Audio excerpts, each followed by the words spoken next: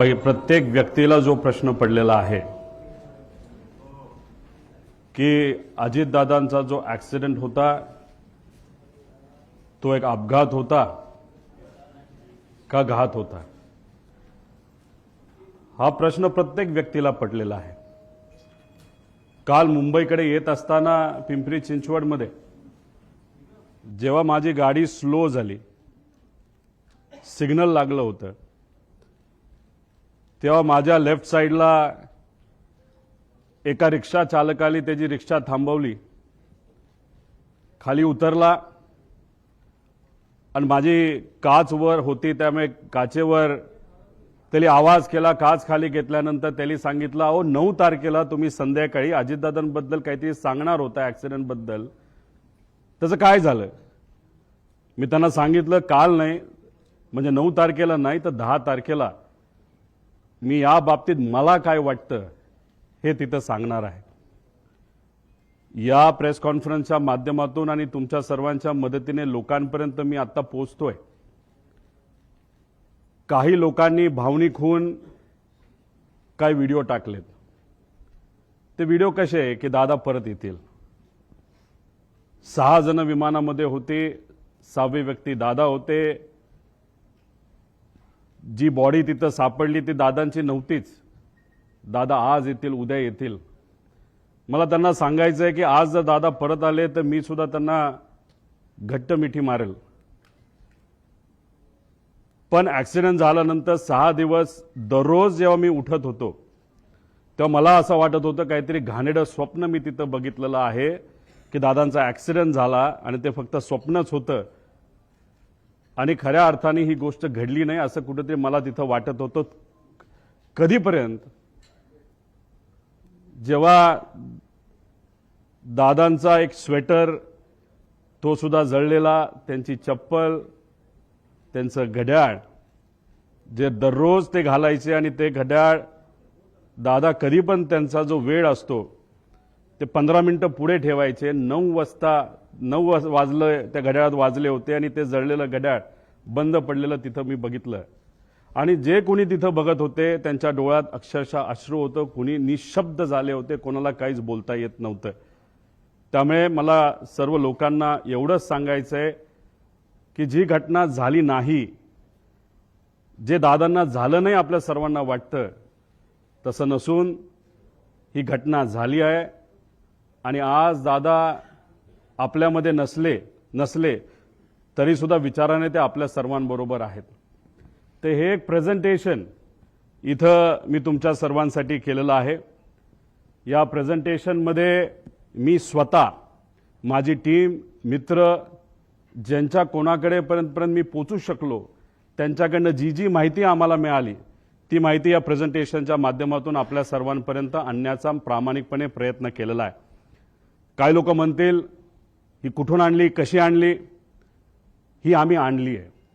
अजितदादांच्या प्रेमापोटी ही माहिती आम्ही गोळा केलेली आहे। मी सरकारमध्ये नाही, आम्ही सरकारमध्ये नसलो तरी जे काही जमलं, कारण का शेवटी दादा असतील, साहेब असतील, आम्हा सर्वांना एवढंच सांगितलेलं आहे की प्रयत्न करत राहावा आणि तो प्रयत्न या प्रेझेंटेशनच्या माध्यमातून हाच केलेला आहे की खरं काय घडलं याची माहिती लोकांना पाहिजे, आम्हाला माहिती पाहिजे, म्हणून हा प्रामाणिक असा प्रयत्न तिथं केलेला आहे। माझ्यासारख्या छोट्याशा कार्यकर्त्याला जर एवढं जमत असेल तर मला असं वाटतं की जर सगळ्या रिसर्च एजन्सी, इन्व्हेस्टिगेशन एजन्सी जर सरकारने नाही तर सरकारमध्ये असणाऱ्या लोकांनी जर लावल्या तर लवकरात लवकर आपल्याला या बाबतीतलं रहस्य त्या ठिकाणी कळू शकतं। सुरुवात करत असताना आता दादांचा मुंबई ते बारामतीचा विमान प्रवास थोडक्यात दिलेला आहे। 210 किलोमीटर विमानाचं अंतर त्यांना तिथं कव्हर करायचं होतं। 27 मिनिटं त्यांना त्या ठिकाणी लागणार होती आणि विमान कुठलं होतं तर VSR ही एक कंपनी ऑपरेटर त्यांचं त्या ठिकाणी ते होतं। लेअरजेट नावाचा एक ब्रँड आहे, बंबार्डियर नावाची एक कंपनी आहे कॅनडाची, पण हे विमान हे अमेरिकेमध्ये त्या ठिकाणी बनलं आहे। पुढं आता याबद्दल विमानाबद्दल बोलायचं झालं, बंबार्डियर एरोस्पेस 2010ला हे विमान बनलेलं आहे। लेअरजेट 45 हे विमानाचा टाईप आहे। खूप फास्ट विमान असतं, 51,000 फूट उंचीवर हे विमान त्या ठिकाणी ट्रॅव्हल करतं। बाकीचे जर विमानं आपण बघितले त्याच्यामध्ये कुठली असू द्या तर ते विमानं हे 41,000च्या आसपास त्या ठिकाणी असतात. आता हे विमान लेअरजेट 45 असं त्या ठिकाणी दिसतं. त्याचे इंटरनल पार्ट हे मी तुम्हाला इथं दाखवले. अंदाजे अजूनपर्यंत आम्हाला कळलेलं नाही. अंदाजे या बाजूला म्हणजे लेफ्ट साईडला दादा इथे कुठंतरी त्या ठिकाणी बसले असावे. या सेक्शन मध्ये आपल्या बॅगा नाहीतर अतिरिक्त जो काय आपल्या बरोबर सामान असतं हे सामान या भागामध्ये त्या ठिकाणी ठेवलं जातं. इथं पेट्रोल म्हणजे ह्या पेट्रोलच्या टाक्या आहेत असं आपल्याला समजायला काय हरकत नाही. बाकी डिटेल जर कोणाला पाहिजे असतं तर हे डिटेलमध्ये इथं दिलेलं आहे. आता या VSR कंपनीची माहिती मला आपल्या सर्वांना द्यायची. याच्यामध्ये विजय कुमार सिंग त्यानंतर सीमा रिमी सिंग हे दोघं याच्यामध्ये पार्टनर आहेत आणि विस्टा सेल्स प्रायव्हेट लिमिटेड नावाची एक कंपनी आहे. 2 डिरेक्टर विजय कुमार सिंग आणि रोहित सिंग. विजय आणि रोहित हा विजयचा मुलगा आहे. रोहित सिंग बद्दल मी पुढे 2-3 स्लाइड पुढे त्या ठिकाणी आपल्या सर्वांना माहिती देतो. याच्यामध्ये जर बघितलं तर हे 3 शेअर होल्डर इथं दिसतात. पण या खोलामध्ये जर गेलो विस्टा सेल्स प्रायव्हेट लिमिटेडमध्ये 27 वेगवेगळे शेअर होल्डर आहेत. ह्याच्यात जर खूप खोलात आपण गेलो तर कोणाची कंपनी आहे, कोण तिथं शेअर होल्डर आहे, विमान कोणाचे हे तिथं आपल्या सर्वांना कळेल. पण याच्या खोलामध्ये तिथं आम्ही जात नाही. त्या पद्धतीची माहिती आमच्यापर्यंत आहे. पण अजून खोलात जाऊन जर उद्या जाऊन लागलं तर ती माहिती आपल्या सर्वांना आम्ही देऊ शकतो.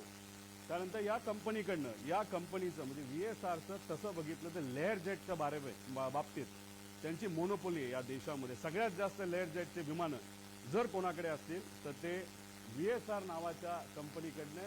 विजय कुमार सिंग एक छोट्या कंपनीमध्ये काम करायचे पण नंतर कष्ट केले असतील नाहीतर काय बऱ्याच काय गोष्टी झाल्या असतील. त्यांनी स्वतःची VSR नावाची ही कंपनी तिथं सुरू केलेली आहे. पुढे आता अपघाताच्या दिवसाची टाइमलाईन जर आपण बघितली तर 7:02 तिथं जो क्रू असतो म्हणजे पायलट अटेंडंट हे सगळे तिथं 7:02 तिथं पोहोचले.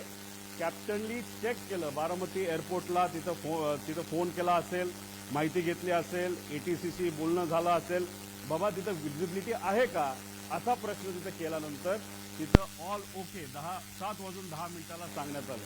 7:17 दीपक जाधव विदीप जाधव जे त्यांचे PSO होते दादांचे हे तिथं पोहोचले होते. 7:50 दादा विमानतळाकडे पोहोचले. 7:56 विमान मुंबई विमानतळ रडारच्या संपर्कात आलं. ही मुंबईच्या ATCला सांगितलं आता आम्ही टेक ऑफ करायला तयार आहे. 8:10 आणि 51 सेकंदला हे टेक ऑफ झालं. तुम्ही म्हणसाल या बाजूला काय, या बाजूला काय आहे याची माहिती थोड्या वेळानंतर मी आपल्या सर्वांना देतो. पण ही माहिती अतिशय महत्त्वाची आहे. एका ग्रुप चॅटची ही माहिती आहे आणि त्या ग्रुप चॅटवर खूप काय आपल्याला पुढे जाऊन कळणार आहे. नाव फक्त दिलंय, पुढचा नंबर तिथं मी दिलेला नाही पण नंबर सुद्धा तिथं आहे. एका ऍक्च्युअल ग्रुप चॅट मधले हे स्नॅपशॉट तिथं काढलेले. त्या ग्रुप चॅट मध्ये अधिकारी सुद्धा असतात, PA सुद्धा असतात. त्याबद्दलची माहिती मी पुढे तुम्हा सर्वांना देतो. आता विमान 8:22 विमान लोणावळा जवळच्या आसपास त्या ठिकाणी तिथं असेल. 8:25 विमान पुणे जवळ, पुणे शहराजवळ असेल. 8:30 विमान यवत हे जे गाव आहे त्याच्या आसपास असेल. 8:32 सुपे म्हणून गाव, सुपे जळगाव गाव हे बारामतीमध्ये आहे तिथं असेल. 8:43 ते 8:45 दरम्यान दुर्दैवी घटना. खरंच जी घटना अतिशय आपल्या डोळ्यांमध्ये पाणी आणते ती घटना या टाइमच्या वेळेस त्या ठिकाणी घडली. 9 वाजता दादा गंभीर जखमी आहेत. ऍक्सिडेंट झाला हे आम्हाला कळलं होतं पण आमच्या सगळ्यांच्या मनात असं होतं की जखमी आहेत, हॉस्पिटलमध्ये आहेत पण जिवंत आहेत अशी कुठली बातमी आमच्या कानामध्ये यावी. तशी 9 वाजता ती बातमी सुरू होती. पण 9:45 पहिली बातमी आली ती म्हणजे दादांच्या निधनाची, जी ऐकल्यानंतर अक्षरशः मन पण सुन्न झालं आणि डोकं सुद्धा सुन्न त्या ठिकाणी झालं. आता ही माहिती म्हणजे हा जो प्रवास आहे हा प्रवास हे जे एक सॉफ्टवेअर आहे नाहीतर ऍप आहे, ज्याच्याकडे विमान असेल त्यांना हे ऍप उघडता येईल. जो पायलट असेल हे ऍप उघडता येईल. युनिव्हर्सल ऍप आहे. याच्यामध्ये तुम्हाला सगळ्या विमानाची माहिती तिथं कळू शकते. त्याच्यात जर आपण गेलात तर ह्याच्यामध्ये हे किती वर्षापूर्वीचं विमान होतं तर 16 वर्षापूर्वीचं ही सगळी माहिती असते.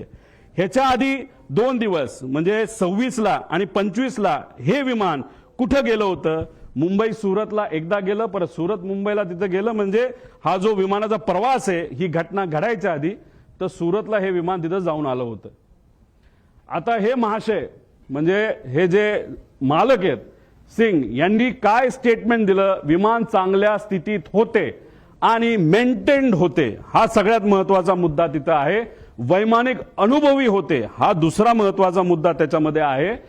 अपघात व्हिजिबिलिटी इश्यूमुळे झाल्याची शक्यता आहे, हाही मुद्दा त्याच्यामध्ये त्या ठिकाणी आहे. आता या आमच्या ताई बारामतीच्या आहेत, त्यांचं काय स्टेटमेंट हे थोडंसं तुम्ही ऐकून घ्यावं. गावाकडून आलं होतं, पूर्ण असा विमानाचा आवाज वेगळाच येत होता नेहमी.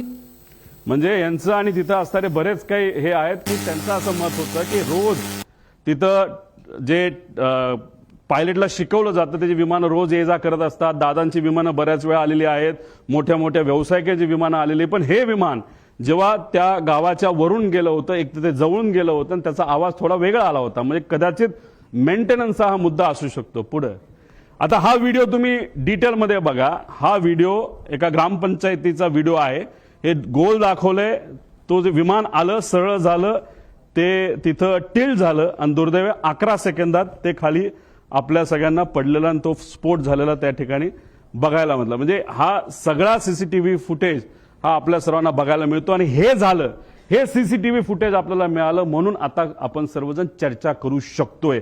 हे सीसीटीव्ही फुटेज आलं नसतं तर जसं इतर प्लेन क्रॅश बद्दल नुसतं मोघमच बोललं जातं तसंच कदाचित या बाबतीत सुद्धा दुर्दैवाने बोललं जाऊ शकलं असतं. पण हा सीसीटीव्ही फुटेज आपल्या सर्वांसाठी अतिशय महत्वाचा आहे. आता याच्यामध्ये आपल्याला प्रश्न काय पडतात? म्हणजे मालक तर बोलून गेला की काय झालं असावं, हे असेल तर ह्याच्यामध्ये विमान काय बिघाड, म्हणजे ह्याच्यामध्ये काय बिघाड झाला होता ज्याच्यामुळे ते विमान स्टॉल झालं. स्टॉल झालं म्हणजे बंद पडून ते एका बाजूला त्या ठिकाणी वळलं. तर का ते स्टॉल झालं, असं का झालं? मेकॅनिकल फेल्युअर झाला असेल का? त्यानंतर टेक ऑफ पूर्वी विमान चेक करण्यात आले होते का? आपण कधी गाडी घराच्या बाहेर काढत असताना पेट्रोल आहे का, ऑइल आहे का, ह्या बेसिक गोष्टी बघतो. तसं विमान उडत असताना, उडवायच्या आधी त्याच्यामध्ये टेक ऑफ पूर्वी विमानाचं इन्स्पेक्शन एक मेकॅनिकल अधिकारी करत असतो. त्याचं कामच तेवढं असतं की विमान नीट आहे का, सगळ्या केबल लागल्यात का. जसं की लिफ्ट आपल्या घरी असेल नाही तर ऑफिसमध्ये असेल आणि त्याचं इन्स्पेक्शन जर करायचं असेल तर त्या ज्या केबल आहेत त्या नीट आहेत का, बटणं नीट दाबली जातात का, आणि समजा जर लाईट गेली तर लिफ्ट ऑटोमॅटिकली एका फ्लोअरला येऊन थांबते का, हे जे बेसिक लिफ्टमध्ये चेक केले जातात. हे तर 51,000 फीटला उडणारं विमान आहे आणि ह्याचं चेकअप तर करावाच लागतो. हे DGCA सुद्धा सांगितलेलं आहे. जगातल्या प्रत्येक देशामध्ये हे आपल्याला तिथं फॉलो करावं लागतं. त्यामुळे टेक ऑफ पूर्वी याचं काय चेकअप झालं होतं का? चेक करणारे कर्मचाऱ्यांना आता आपल्याला पकडावं लागणार आहे, बोलावं लागणार आहे, चर्चा करावी लागणार. ते आम्ही करू शकत नाही, पण जी कुठली एजन्सी आता सरकारने दिलेली आहे त्या एजन्सीला तिथं असणारे जे कोणी चेक करणारे कर्मचारी आहेत त्यांच्याशी तिथं आपल्याला बोलावं लागेल. टेक लॉग हा प्रत्येक विमानाचा टेक लॉग हा केला जातो. टेक लॉग असेल तो जो अधिकारी आहे मेकॅनिकल इन्चार्ज तो सही करतो आणि विमान चालक जे असतात को पायलट आणि मेन पायलट हे त्याच्यावर तिथं सही करतात. टेक लॉग सुद्धा आता आपल्याला शोधायचं आहे. आणि विमान हे जे होतं ते एअरवर्दी होतं का, म्हणजे विमान उडण्याच्या लायकीचं होतं का, असा एक वेगळा रिपोर्ट हा DGCAचा असतो. तो सुद्धा तिथं बघण्याची जरूरत आहे. रुटीन लाईन मेंटेनन्स हा करावा लागतो. एक मेन मेंटेनन्स, इंजिन काढावं लागतं, घालावं लागतं, ऑइल चेक करावं लागतं सगळं. आणि त्यानंतर हा रुटीन मेंटेनन्स, कुठलाही प्रवास झाल्यानंतर ते विमान चेक करावं लागतं, त्याला रुटीन मेंटेनन्स बघावं लागतं. आणि हे अतिशय क्रिटिकल एरिया असतो हा पोलिसांचा विमानाचा. तिथं सगळीकडे सीसीटीव्ही कॅमेरा असतात. तिथं मोठ्या मोठ्या इंडस्ट्रियलिस्टचे विमानं ठेवलेली असतात आणि तिथं सगळीकडे हँगरच्या बाहेर आणि हँगरच्या आत सीसीटीव्ही कॅमेरा त्या ठिकाणी असतात. त्यामुळे ते सीसीटीव्ही कॅमेरा कुठे आहेत, कसे आहेत, कोण मेंटेन करत होतं, खरंच विमानाला कुणी हात लावला होता का, चेकिंग झालं होतं का, हे सगळं तिथं बघण्याची आपल्या सर्वांना जरूरत आहे. आणि विमानाचा हेवी बेस मेंटेनन्स हा कधी केला, कसा केला, काय केला, त्याला विमान कंपनीली सुद्धा शेड्यूल दिला असता आणि त्या शेड्यूल प्रमाणेच आपल्याला मेंटेनन्स हा करावा लागतो. ते झालं होतं का, त्याचा रिपोर्ट कुठे आहे. आणि हे रिपोर्ट का मागतोय, कारण का हे जे VSR कंपनी आहे त्या VSR कंपनीमध्ये अनेक एक्स DGCIचे लोक काम करतात, नाही तर त्यांचे कन्सल्टंट आहेत. त्यामुळे आम्हाला भीती अशी आहे की आतापर्यंत गेल्या 13-14 दिवसामध्ये काहीच झालं नाही, फक्त CCTV गोळा केलेले आहेत. बाकी ह्यांनी अजून सुद्धा रिसर्च नाही तर इन्व्हेस्टिगेशन काही झालेलं नाही. आणि असं जर टाइमपास करत राहिले तर मग हे सगळं मॅन्युप्युलेट केलं जाऊ शकतं. हे सगळे खोटे रिपोर्ट हे केले जाऊ शकतात. त्यामुळे रिपोर्टवर फक्त विश्वास ठेवून चालणार नाही, सगळे CCTV आपल्याला त्या ठिकाणी बघावं लागतील. आता ह्याच्यामध्ये या कंपनीचा इतिहास आपण तिथं बघू. तुम्हाला आठवत असेल 2023ला एक ऍक्सिडेंट झाला होता. ते कुठलं विमान होतं, लेअर जेटचं विमान होतं. बघा इथं आता ते विमान तुम्हाला क्लिअरली दिसेल नाही दिसेल माहित नाही, हे पडलं, हे घसरत गेलं, पाऊस तिथं पडत होता, स्पीड खूप होतं, विमानचा टाईप लेअर जेटचाच होता. आता काही लोक लगेच टीव्हीवर बोलायला लागले होते की अरे बारामतीचं जे विमान आहे त्या ILS सिस्टम नाहीये, असं बरेच रिसर्च अभ्यासू लोक म्हणायला लागले. बरोबर आहे, पण त्याच विमानतळावर बऱ्याच वेळा अनेक वेळा मोठे इंडस्ट्रियलिस्ट पासून सगळे तिथं उतरलेले आहेत ILS सिस्टम नसताना. आणि ILS सिस्टम बद्दल आपण चर्चा करतोय तर हा ऍक्सिडेंट जिथं झाला मुंबईला, तिथं तर हायली ऍडव्हान्स सिस्टम आहे, ILS सिस्टम सुद्धा आहे, तरी सुद्धा हा अपघात झाला कसा. त्यामुळे फक्त ILS सिस्टम बारामतीला नाही म्हणून ते ढकलून त्या ठिकाणी चालणार नाही. आता हा ऍक्सिडेंट झाला, कसा झाला, काय झाला, व्हिजिबिलिटी वर ढकलून मोकळे झाले विमानाचे, अजून पाऊस होता, हे होतं. मग ILS सिस्टम असताना पाऊस होताना सुद्धा बाकी विमानं लँड होऊ शकत होते. मग आमच्या VSR या कंपनीचं लेअर जेटचं विमान का लँड होऊ शकलं नाही आणि का घसरत गेलं, याचा अभ्यास कुठं ना कुठे त्या ठिकाणी करावा लागेल. 2023चा हा विषय. मग आतापर्यंत रिपोर्ट आला असेल, आतापर्यंत एन्क्वायरी क्लिअर झाली असेल, तो रिपोर्ट मीडियाकडे आला असेल, तो रिपोर्ट कंपनीली जे लोक आत होते, ज्या कंपनीली ते भाड्यावर घेतलं होतं त्या लोकांना दिला असेल, अशी अपेक्षा आपण करू. कारण 2 वर्ष एवढा मोठा अपघात होऊन हे कुठेही रिपोर्ट कुणी दाबू शकत नाही. बघूया काय झालं पुढं. दुर्दैव असं 2023ला हा अपघात झाला, पण आतापर्यंत त्याचा रिपोर्ट आलेला नाही. अजितदादांचा दुर्दैवी ऍक्सिडेंट झाल्यानंतर त्या बातम्या जेव्हा अख्ख्या देशामध्ये तुमच्या माध्यमातून त्या ठिकाणी केल्या गेल्या, तेव्हा कुठेतरी DGCAला तिथं जाग आली आणि final report soon in September 2023 Mumbai layer jet असं सांगण्यात आलं. म्हणजे कुठेतरी VSRचा एक होल्ड आहे DGCAवर, असं आमच्या सगळ्यांचं मत आहे. म्हणून एवढा मोठा रिपोर्ट होऊन त्या ठिकाणी तो दाबण्यात आला. मग का हा रिपोर्ट दाबण्यात आला? हा रिपोर्ट जर आतापर्यंत आला असता, तो जर सरकारपर्यंत पोहोचला असता, तर मग काही गोष्टींमध्ये बदल होऊ शकले असते. आणि मग आज आपले अजितदादा, माझे काका, हे आज आपल्या सर्वांमध्ये इथं असू शकले असते. पण हा रिपोर्ट न झाला, न त्याच्यावर चेक झालं, कसं घडलं याचा कुठेही अभ्यास त्या ठिकाणी झाला नाही. हा रिपोर्ट आजपर्यंत दाबला असं आमच्या सगळ्यांचं त्याच्यामध्ये म्हणणं आहे. बरं ठीक आहे, भारताने हा रिपोर्ट दाबला. मग आता इंटरनॅशनल लेवलला काय झालं ह्याचा अभ्यास तुम्ही बघूया. EASA European aviation safety agency, ह्यातले काही विमान आहेत, लेगेसी आहे, ग्लोबल आहे, जे विमानं दुबईला पण पोहोचू शकतात, लंडनला सुद्धा पोहोचू शकतात, एवढी मोठी विमान आहेत. तुम्ही बघितलं असेल जेव्हा माझ्या मतदारसंघामध्ये एक फार मोठे क्रिकेटर हे आले होते, एक फार मोठं विमान घेऊन तिथे मी गेलो होतो आणि ते विमान हे लंडनला सुद्धा लँड होतं आणि ते कोणाचं होतं, ते VSRचं होतं. मग हे विमान लंडनला तिथं पोहोचत असेल, नाही तर युरोपमध्ये तिथं जात असेल, जेव्हा ही घटना भारतामध्ये, महाराष्ट्रामध्ये, मुंबईमध्ये घडली 2023ची, त्याची दखल युरोपियन एव्हिएशन सेफ्टी एजन्सीने घेतली आणि एजन्सीने VSRला विचारलं, अरे बाबा तुला TCO थर्ड कंट्री ऑपरेटर म्हणून आम्ही परवानगी दिलेली आहे, तुम्ही आमच्याकडे लँड होऊ शकता, पण ही घटना घडली कशी याचा रिपोर्ट आम्हाला तू दे, सेफ्टी तू करतो काय करतो कशा, या बाबतीत आम्हाला थोडी तरी माहिती दे. दुर्दैवाने आतापर्यंत ती माहिती ही या मोठ्या एजन्सीला, या VSR कंपनीली दिलेली नाही. तिथे सुद्धा हे दाबण्यात आलं आणि कुठंतरी काहीतरी गोष्ट लपवण्यात आली आणि त्यांनी सांगितलं लेवल 1 ची त्रुटी असल्याच्या कारणाने EASA कडून VSRचा परवाना रद्द झाला. लेवल 1 म्हणजे काय? सगळ्यात बेसिक सेफ्टी, ज्याच्यामुळे ऍक्सिडेंट होऊ शकतो, विमान पडू शकतं, माणूस जाऊ शकतो, याला लेवल 1 ची सेफ्टी त्याच्यामध्ये म्हणतात आणि ते तिथं झालं. आता there is major non compliance, त्याने हे direct serious risk to flight safety immediate corrective action required, त्याशिवाय आम्ही उडून देणार नाही असं युरोपियन एजन्सीने सांगितलं. आणि त्यांनी काय केलं, सस्पेंडेड ऑपरेशन, ग्राउंडेड एअरक्राफ्ट, सगळे अप्रुव्हल्स आणि सर्टिफिकेट काढून टाकले. सगळा मेंटेनन्स आणि त्याच्या फ्लाईट ऍक्टिव्हिटीज त्या युरोपमध्ये होत्या सगळ्या बंद करून टाकल्या. आता हे जर युरोपची कंपनी करू शकते, हे महाराष्ट्रात घडलं, देशात घडलं, तरी VSR अजूनपर्यंत का विमानं उडवते असा प्रश्न आमच्या सगळ्यांचा आहे.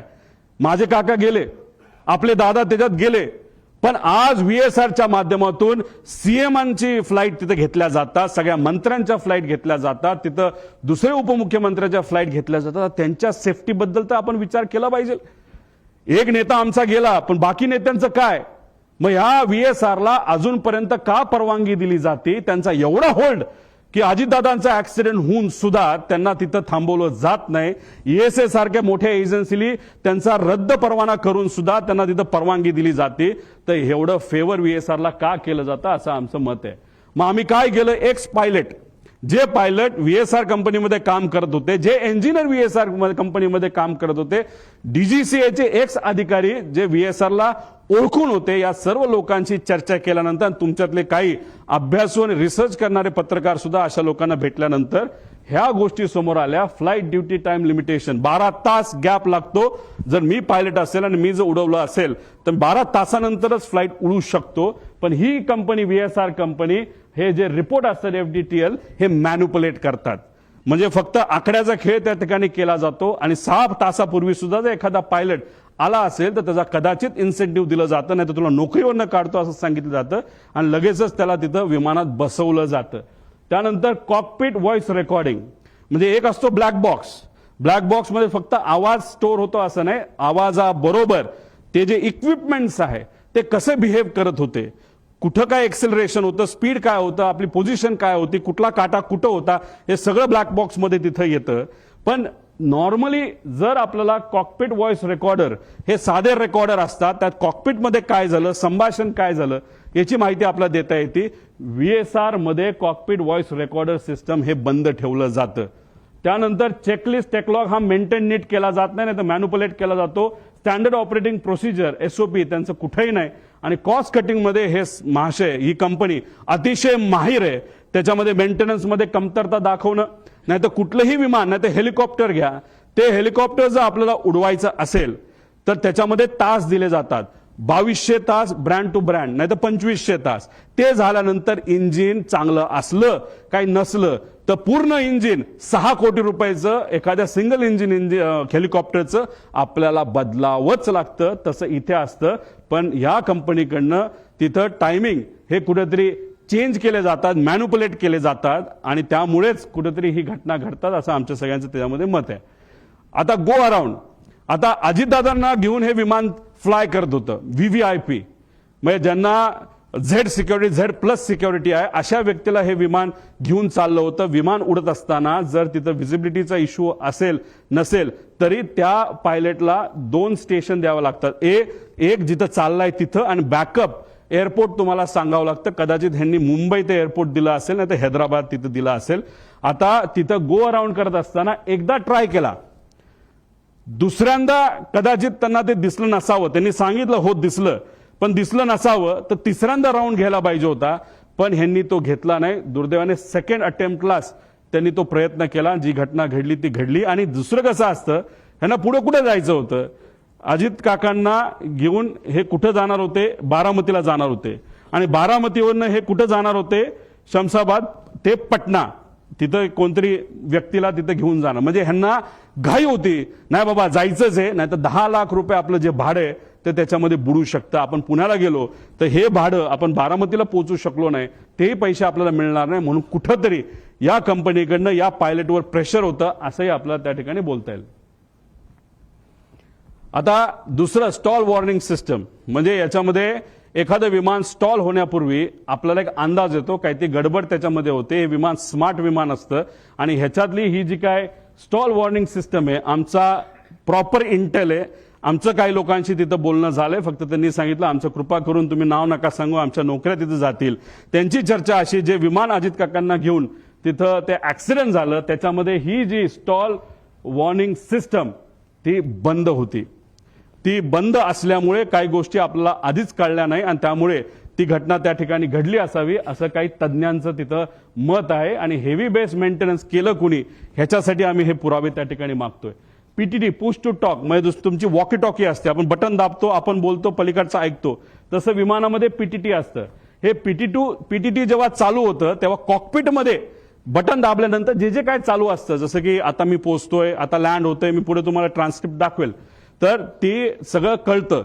तर जेव्हा मेन पायलट हा जर कपूर असेल तर पाठक ज्या पायलट होत्या ह्या को पायलट होत्या. को पायलट जनरली ते इंटरॅक्शन करतात एटीसीची. तेव्हा ती पीटीटी त्यांनी दाबलं होतं, तेव्हा त्या वातावरणामध्ये ते जेव्हा शेवटचं वाक्य ओ शिट होतं तेव्हा सुद्धा आणि त्याच्या आधी सुद्धा त्या विमानामध्ये कुठंच ही वॉर्निंग सिस्टीमचा आवाज येत नव्हता. पीटीटी दाबून सुद्धा शुकशुकाट होता, म्हणजे ही सिस्टम तिथं बंद होती असं आमचं त्या ठिकाणी म्हणणं आहे. आणि त्यासाठी जे एटीसीचं रेकॉर्डिंग आहे ते तुम्ही चेक केलं, पीटीटी दाबल्यानंतर त्याच्यामध्ये कुठेही ते वॉर्निंग तिथं आल्या नाहीत. आणि ब्लॅक बॉक्स जेव्हा रिकव्हर केला जाईल त्यानंतर आपल्याला बऱ्याच गोष्टी या बाबतीतला कळतील. आता दुसरा विषय असा आहे की हा व्हिडिओ तुम्ही ऐका, मग तुम्हाला त्या ठिकाणी मी सांगतो. आमच्या गावातनं उतरताना आमच्या गावात एक मंदिर आहे, त्या मंदिराच्या कळसाला सुद्धा टेकायची काही लोकांना शक्यता. आता हे त्याच वेळी आमच्या गावातनं उतरताना आमच्या गावात एक मंदिर आहे, त्या मंदिर 51,000 फीटला ते उडतं आणि जेव्हा तुम्ही त्या एअरपोर्टच्या जवळ येत असता आणि फारच जमिनीच्या जवळ आल्यानंतर ही सिस्टम तुम्हाला वॉर्निंग देते. जेव्हा तुम्ही एखादा हिंदीचा पिक्चर नाही तर इंग्लिशचा पिक्चर बघितला असेल तेव्हा तिथं तुम्हाला जाणवत असेल एक आवाज ते विमान देत असतं की warning approaching land, warning approaching land, अशा प्रकारची ही सिस्टम त्याच्यामध्ये असते. आणि दुर्दैव असं आमचं असं मत आहे की मंदिराच्या जर जवळ गेला असेल तरी पीटीटी चालू असताना हा आवाज तिथं आपल्याला कुठंही ऐकायला मिळालेला नाही. आणि हे सगळं संभाषण हे एटीसी वर त्या ठिकाणी झालेलं आपण बघू शकतो. ते रेकॉर्डिंग तुम्ही बघितलं, आमच्याकडे त्याचा एक प्रिंट आहे आणि ती प्रिंट हे सरकारला सुद्धा त्या ठिकाणी दिली गेली आहे. ते पुरावा आमच्याकडे आहे, त्याच्यामध्ये कुठंच. आणि आम्ही जेव्हा काही लोकांशी बोललो तेव्हा त्यांच्याकडनं सुद्धा आम्हाला कळालं की अशा पद्धतीने आम्हाला कुठंच काही हे ऐकू आलं नाही. त्यामुळे ही जी सिस्टम आहे ती सुद्धा बंद होती, आता खराब झाली होती. आता ह्याच्यामध्ये व्हीएसआर संदर्भातले काही प्रश्न की हेवी बेस मेंटेनन्स हा कुठं केला जातो हे आपल्याला माहिती घ्यावं लागेल. या देशामध्ये 2च एमआरओ आहेत. एक मुंबईच्या आसपास आहे, प्रफुल्ल पटेल साहेबांची मालकी त्या एमआरओची असं आम्हाला त्या ठिकाणी कळतं, आणि दुसरं कुठे दिल्ली साईडला त्या ठिकाणी आहे. पण हे एमआरओ आहे. पण ह्या कंपनीकडे एक वेगळा एमआरओ होतो असं म्हणतात. ते स्वतःच्या कंपनीच्या माध्यमातून ही सगळी 27 विमानं ते मेंटेन त्या ठिकाणी करत होते. मग त्यांच्याकडे एक्सपर्ट होते का? जसं तुमच्या कंपनीमध्ये म्हणजे तुम्ही सगळे वेगळ्या वेगळ्या चॅनलचे असला तरी जर 5च चॅनल असतील तर हा रिपोर्टर जास्तीत जास्त या 5 मध्येच कुठेतरी जाणार आहे. मग तिथून नोकरी निघाली की परत 5 मध्ये दुसरीकडे जाणार आहे. तसंच एमआरओ जर 2च असतील तर मग ते लोक कोण आहेत जे लोक या व्हीएसआर कंपनीमध्ये आज काम करतात? पूर्वी ते कुठं काम करत होते? कोण आहेत ते? कुणी ते सह्या केल्या? रमेश नावाचा माणूस कोण आहे? त्याचा काय अनुभव आहे? तो मेंटेनन्सचा त्याला का प्रमुख केलं? त्याला तुम्ही एन्क्वायरीसाठी घेतलं का तो गायब झालाय? हे सगळे प्रश्न आपल्याला तिथं पडू शकतात. एन्क्वायरी कुठंच नाही चालली म्हणून आम्हाला आमच्या लेवलला माझ्या काकासाठी आमच्या दादासाठी या सगळ्या गोष्टी करायला लागतात. आणि ह्या सगळ्या गोष्टी लवकरात लवकर सरकारने जर केल्या नाही तर मग आपल्याला खरं रहस्य काय हे त्या ठिकाणी तिथं कळणार नाही. त्यामुळे हेवी बेस मेंटेनन्स कुठं केला जातो हे सुद्धा बघितलं पाहिजे. आणि डीजीसीए मधील काही माजी अधिकारी हे या कंपनीमध्ये काम करत असल्यामुळे एक होल्ड आहे या कंपनीचा असं आमचं मत आहे. पुढे घ्या. आता व्हीएसआर संदर्भात गंभीर बाबी आणि बारामती अपघातात आलेला, आता याच्यामध्ये व्हीएसआरची एक सवय आहे जी आम्हाला कळली, आणि हे जोपर्यंत सीसीटीव्ही आपण बघणार नाही तोपर्यंत आपल्याला कळणार नाही. तर हे लोक काय करायचे नाही तर करतात, तर हे कॅन असतात विमानाचे. जसं दादा ज्या विमानामध्ये बसलेले, मागे मी म्हणलो होतो बॅग ठेवायची जागा, आणि दादा खूप जास्त लांब जाणार नव्हते, त्यामुळे ह्यांना एक सवय त्यांच्याच एका अधिकाऱ्याने आणि पायलटली मला सांगितलंय, आम्ही कॅन एक्स्ट्रा इल्लीगल आहे, डीजीसीए अलाव करत नाही. आम्ही एक्स्ट्रा कॅन 50-50 लिटरचे हे 8 ठेवत असायचो. म्हणजे जिथं कुठं लँड होईल तिथं एखादा छोटासा टँकर आणून पैसे देण्यापेक्षा तेच जर आम्ही पेट्रोल ओतलं तर आम्ही सेफ राहू शकतो, असं एका माजी पायलटली ज्यांनी व्हीएसआर मध्ये काम केलं असं आम्हाला तिथं सांगितलंय. त्यामुळे जिथं कुठं गेल्या वर्षभरात VSRची विमानं उतरली तिथला सीसीटीव्ही कॅमेरा टेक ऑफच्या आधी आणि मेंटेनन्सच्या आधी हा बघितलाच पाहिजे आणि ह्या गोष्टी खऱ्यात का हे कुठेतरी आपण समजून घेतलं पाहिजे. आणि जर हे खरं असेल तर विमानामध्ये जर पेट्रोल इल्लिगली एका कॅनमध्ये ठेवलं तर ते विमानासाठी बॉम्ब सारखंच असतं असं आमचं त्या ठिकाणी मत आहे. पुढं आता याच्यामध्ये VSR संदर्भात गंभीर बाबी आहेत आणि काय कोणाला बघितलं पाहिजे, ह्यात क्लिअरन्स इंजिनियरला पकडलं पाहिजे, त्याशी चर्चा केली पाहिजे, क्वालिटी इंजिनियरशी बोललं गेलं पाहिजे, मेंटेनन्स इंजिनियरशी त्याच्यामध्ये बोललं पाहिजे. आणि हे सर्व नियमाचं उल्लंघन जर या कंपनीकडनं त्या ठिकाणी झालं पाहिजे तर या व्यक्तीवर कारवाई होणं आणि मनुष्यबळाचा गुन्हा या कंपनीच्या मालकांवर होणं अतिशय महत्वाचं आहे असं आमचं त्या ठिकाणी मत आहे. त्यानंतर EASA ने कंपनीला TCO परवाना सुरक्षेच्या कारणामुळे जर कॅन्सल केला असेल तर त्याला काही ना काहीतरी कारण आहे. आणि असं आहे की हे EASA ही जी युरोपियन कंपनी त्यांनी ऑलरेडी एक कॉपी DGCA ला पाठवलेली आहे. त्यामुळे DGCA ला मला विचारायचं आहे की ही कॉपी तुमच्याकडे येऊन सुद्धा तुमच्याकडे ती दिल्या गेल्यानंतर सुद्धा तुम्ही VSR ला का ऑपरेटिंग टर्म्स मध्ये ठेवलं, का त्याचा तुम्ही परवाना रद्द नाही केला असा प्रश्न एक पुतण्या जेली काकाला त्या ठिकाणी घालवलेला आहे, त्याचा त्या पुतण्याचा आणि एका कार्यकर्त्याचा त्या ठिकाणी आमचा प्रश्न आहे. आणि एवढं मोठं घात असून सुद्धा आता सुद्धा मुख्यमंत्री आणि दुसरे उपमुख्यमंत्री आणि बाकी नेते अजून सुद्धा VSR कंपनीच्या माध्यमातून ट्रॅव्हल करतायत, विमानातून त्या ठिकाणी ते जात आहेत. हे अतिशय घातक आहे. त्यामुळे या बाबतीची नोंद सरकारने तिथं घेणं फार महत्वाचं आहे. आता तुम्ही म्हणाल हे जे आहे हे काय आहे, एक ग्रुप असतो, सर्व मंत्र्यांकडे 2 ग्रुप असतात, ते ग्रुपचं नाव ते वेगवेगळे ठेवू शकतात, पण एक साई एव्हिएशन नावाची कंपनी आहे, एरो नावाची कंपनी आहे. आता इथं मी GR तुम्हाला दिल्यानंतर तुम्हाला लागलं तर आम्ही तिथं देऊ. या कंपनीने अलोकेट केलेला 2 हँडलिंग कंपनी आहेत. मग या 2 कंपन्या खालचे जे ऑपरेटर आहेत VSR सारखे यांच्याशी संवाद साधून कुठलं विमान कधी अवेलेबल आहे, मंत्र्यांना कधी बाहेर याबद्दलची माहिती त्या ठिकाणी ती दिली जाते. मग त्या ग्रुपमध्ये कोण असतं तर त्या मंत्र्यांचे सगळे PA, ऑफिशियल PA आणि जे कोणी प्रोग्राम बनवतात ते PA, ते अधिकारी त्या ग्रुपमध्ये असतात. आणि त्याच्याच बरोबर आपले जे संचालय आहे ह्याचं महाराष्ट्राचं विमानांचं तिथले ते डायरेक्टर आहेत, ऑफिशियल IAS अधिकारी नाही तर त्या लेवलचा एक अधिकारी त्या ग्रुपमध्ये असतो.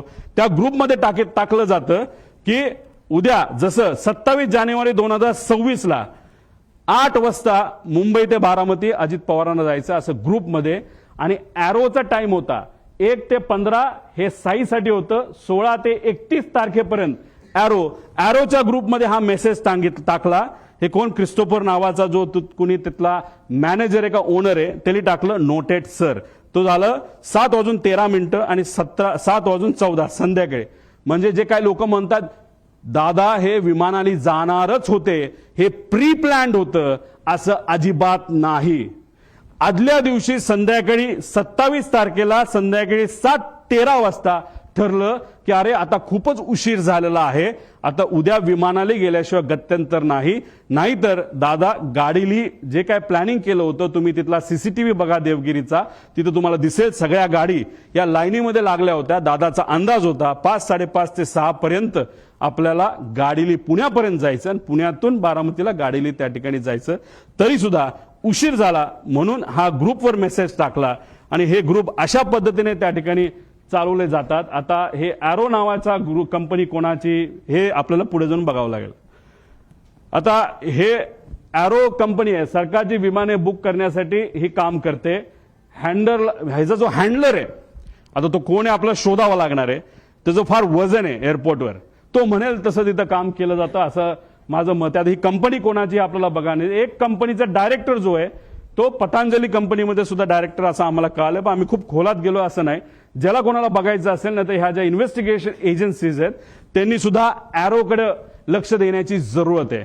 आता पुढे जाऊन तुम्हाला सांगतो त्या ग्रुपवर काय चर्चा झाली होती, पुढे घ्या. आता हा प्रश्न आहे घातपात आहे का. मला सुद्धा शंका आहे की कदाचित हे घातपात असू शकतं. का तर हे पुढच्या काही स्लाइड्स मध्ये मी आपल्या सर्वांना सांगतो. आता याच्यामध्ये आम्ही जेव्हा हा रिसर्च करत होतो, चर्चा करत होतो, ते एक सिक्युरिटी एरियामध्ये काम केलेला व्यक्ती, माजी अधिकारी, तो माझ्याकडे आला. त्याने मला सांगितलं तुला इस्रायल माहिती आहे का? मी म्हणलं माहिती आहे. तुला मग मोसाद माहिती आहे का? म्हणलं माहिती आहे. मग त्याचं काय? ते म्हणले हे पुस्तक बघ. मी म्हणलं बर, मग या पुस्तकाचं काय? ते म्हणले त्या पेजवर तू जा आणि त्या पेजवर एक लाईन आहे, ती लाईन तू त्या ठिकाणी वाच. ती कुठली लाईन आहे? ती ही लाईन आहे. आता डेगन नावाचा जो माणूस आहे तो एक एजंट आहे. एजंट म्हणजे कोण? जो एखाद्या व्यक्तीला असॅसिनेट नाहीतर एखाद्या व्यक्तीला मारायचं असेल प्लॅनिंगली, तर हा तो डेगन नावाचा एजंट आहे. त्याचं सगळ्यात उत्कृष्ट पद्धत मारायची काय असते त्या डेगन नावाच्या पुस्तकात दिलेलं आहे की sometimes it's most effective to kill the driver and that's that. त्याचा अर्थ की एखाद्या व्यक्तीला आपल्याला जर मारायचं असेल तर सगळ्यात सोपा मार्ग कुठला असेल तर त्या व्यक्तीचा जो चालक आहे त्याला जर आपण मारलं तर विषय संपला. आता गाडीत असेल तर ड्रायव्हर, मोटरसायकलला असेल तर रायडर आणि विमानात असेल तर पायलट, असं म्हणायला काय हरकत आहे. पुढं आता घातपात, आता ही राज्यभरात चर्चा आहे. ह्याच्या खोलात जावं लागेल, ह्याच्या डिटेलमध्ये जाऊन माहिती घ्यावी लागेल, रिसर्च करावं लागेल. पण माझा काका गेलाय, आमचा दादा गेलाय, महाराष्ट्राचा एक फार मोठा नेता गेलेला आहे. तर ही घटना लाईटली घेऊन चालणार नाही. एखादी गोष्ट इकडे तिकडे झाली, आपण इकडे गेलो तिकडे गेलो, कुणी काय केलं, ह्याली काय होणार नाही. आम्हाला जोपर्यंत ह्याची उत्तरं मिळत नाही तोपर्यंत आम्ही शांत बसणार नाही. आता ह्याच्यामध्ये आदल्या दिवशी 27 जानेवारीला रोजच्या वेळेपत्रानुसार दादा संध्याकाळी म्हणजे जेव्हा कॅबिनेटच्या बैठका झाल्या, दादा म्हणाले होते अधिकाऱ्यांना की 4-5 तास मी माझी कामं करेल. काही अधिकारी मला, माझ्या पार्टीतले काही अधिकारी भेटणार आहे आणि काही नेते भेटणार आहेत आणि काही कर्मचारी भेटणार आहेत, त्यांच्याशी मी चर्चा करेल आणि मग मी मुंबईला जाईल, असा दादांचा त्याच्यामध्ये त्या ठिकाणी अंदाज होता. ताफा सुद्धा लागला होता. एक फार मोठे नेते दादांना भेटण्यासाठी येणार होते, ते वेळेत येणार होते, पण उशीर झाला. ते उशिरा आल्यामुळे आणि चर्चा उशीरपर्यंत सुरू राहिल्यामुळे दादांचा वेळ त्याच्यामध्ये गेला आणि 5-5:30ला जे दादा गाडीने जाणार होते ते गाडीने जाऊ शकले नाही. त्यांना पर्याय राहिला नाही, त्यांना विमान बुक करावं लागलं आणि म्हणून 7:13 म्हणजे संध्याकाळी दुसऱ्या दिवशीचं विमान हे आदल्या दिवशी म्हणजे 27 तारखेला तिथं बुक झालेलं आपण बघितलं. पूर्व विदर्भातील एक कुठले तरी नेते हे मोबाईल चेक करा दादांचे, नाही तर लँडलाईनवर कोणाचा फोन होता काय होता मला माहित नाही, पण मला जे कळालेलं आहे सही करावीच लागते.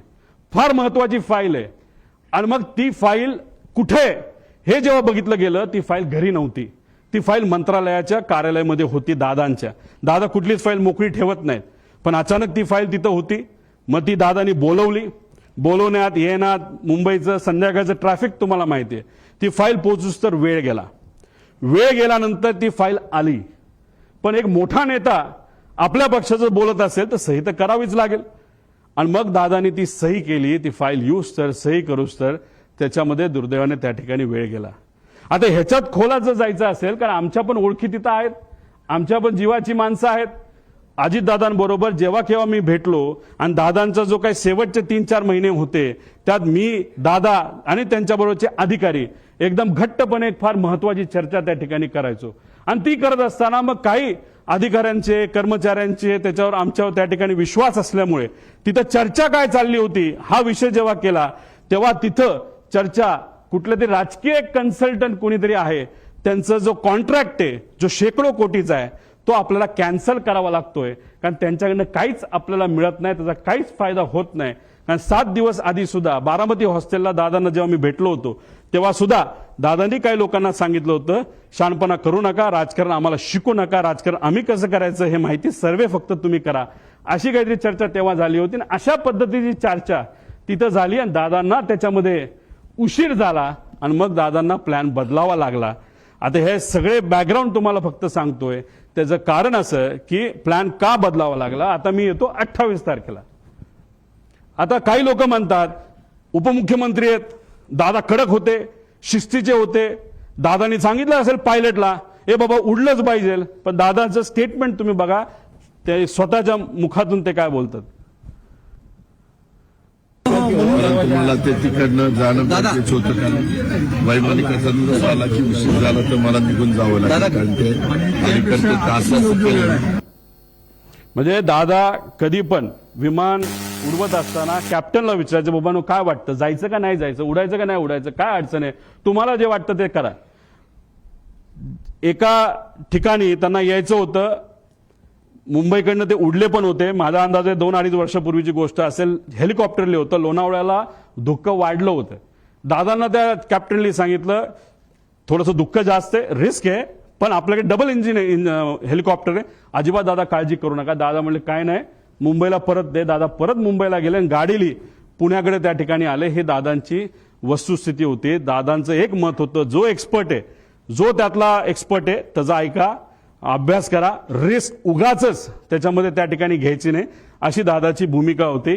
हे होते आमचे दादा, जे वेळेवर एअरपोर्टला पोहोचले, पण नंतर जे घडलं त्याच्यामध्ये काही गोष्टी तुम्हाला पुढे मी सांगतो. पुढे घ्या. आता हे एक ईमेल आहे. या ईमेलमध्ये 2 नावं आहेत क्रू डिटेल्सची. ह्याला क्रॉस व्हेरीफाय करावं लागेल हे ईमेल. याच्यामध्ये कॅप्टन साहिल काहीतरी आहे बाबा, मदन, आणि कॅप्टन यश असे 2 नावं प्रपोज केली गेली होती.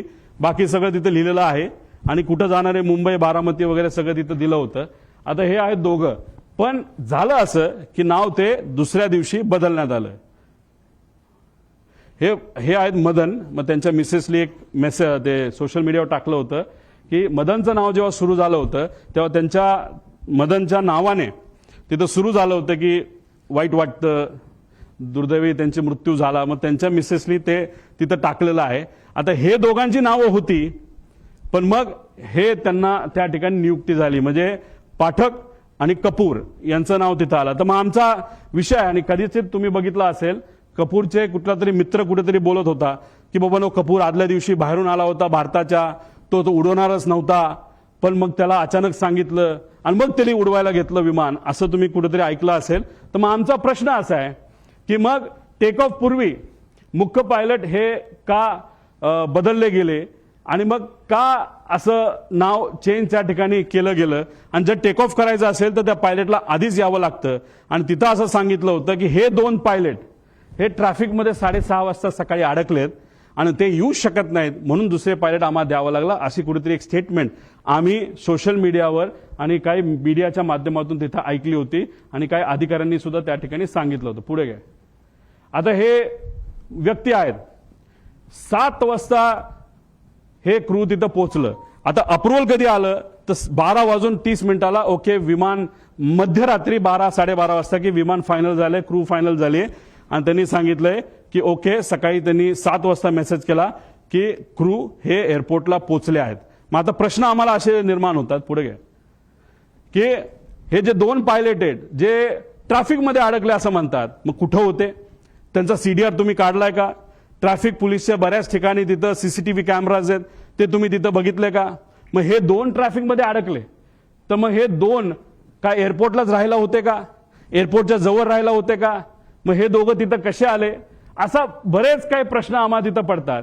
त्यानंतर ते आल्यानंतर ब्रेथ अनालिसिसची टेस्ट झाली का, ज्याच्यामध्ये आपल्याला ते जसं पोलिसांनी रात्री तुम्हाला पकडलं, तुम्ही पिलं असलं काय नसलं काय तुम्हाला ते फुंकावं लागतं, तसं हायली ॲडव्हान्स्ड ब्रेथ अनालायझर हे एअरपोर्टला असतात, डीजीसीएला दिलेले असतात.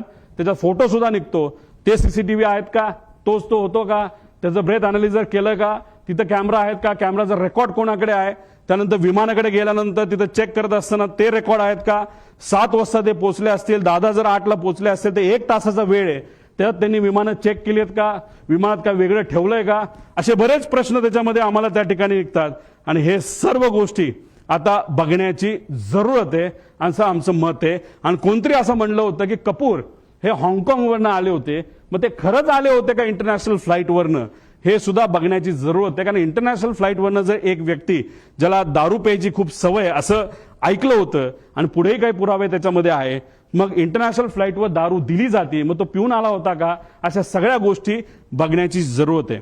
कदाचित त्यांच्या परिवाराला असं वाटत असेल मी काहीतरी वेगळं बोलतोय, मला त्यांना एवढंच सांगायचं, आमचा तो हक्क आहे, आम्ही परिवारातली लोक आहेत, आमच्या शंका जर असतील तर शंकेचं निरसन हे झालंच पाहिजे, कारण आम्ही आमचा माणूस गमावलेला आहे, तुम्ही तुमचा माणूस गमावलेला आहे, तुम्ही तुमची बाजू बघा, आम्ही आमची बाजू बघतो. पण आमच्या मनात ज्या शंका आहेत त्याला कुठं ना कुठेतरी उत्तर हे मिळालं पाहिजे का गेले 13 दिवस मला तरी तिथं झोप लागलेली नाही आणि कदाचित जोपर्यंत ह्या गोष्टी सापडत नाही क्लिअर होत नाही तोपर्यंत झोप लागणार नाही आणि मी झोपणार सुद्धा त्याच्यामध्ये नाही. पुढे तुम्ही जर गेला तर आता मुख्य पायलट सुमित कपूर बद्दल आपण थोडीशी माहिती घेऊ.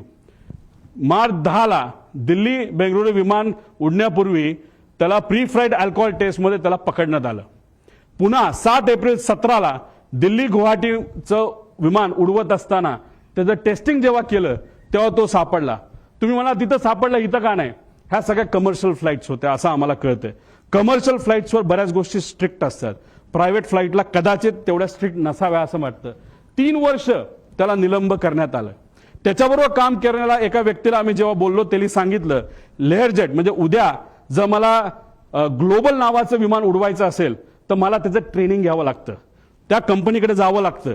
तसंच हा सीपी म्हणजे कमर्शियल पायलट असल्यामुळे बोईंग एअरबस उडवत असेल आणि तिथं लेअरजेट उडवायचं असेल तर त्याला अमेरिकेत लेअरजेटची फॅक्टरी म्हणजे बंबाडियरची फॅक्टरी असल्यामुळे अमेरिकेत जाणं महत्वाचं होतं. तो तिथं गेला. मला जे कळालंय तिथं गेल्यानंतर दुर्दैव असं त्यांनी इतकी दारू पिली का काहीतरी असं मला कळालंय. हे क्रॉस व्हेरीफाय करावं लागेल की त्यांना ट्रेनिंगला जाता आलं नाही.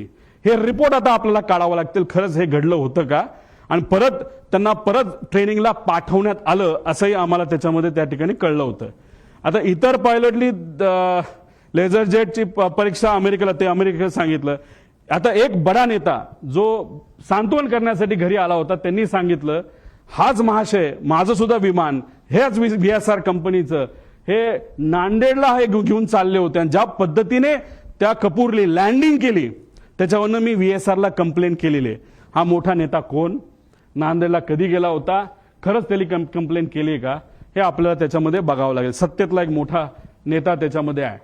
त्यानंतर ट्रॅक रेकॉर्ड फारच वाईट होतं. तरी मग या व्यक्तीला तिथं अजितदादांचं विमान नाही तर VIPचं, उद्धव ठाकरे साहेबांचं, फडणवीस साहेबांचं, एकनाथ शिंदे साहेबांचं, ऍक्टरचं ह्या सगळ्यांचं विमान का उडवायला दिलं असा प्रश्न आमचा तिथं आहे. पुढं आता ह्याच्यामध्ये तुम्ही जर बघितलं असेल तर VK सिंग म्हणजे हा मालक त्यांचा एक ग्रुप आहे व्हॉट्सअपचा.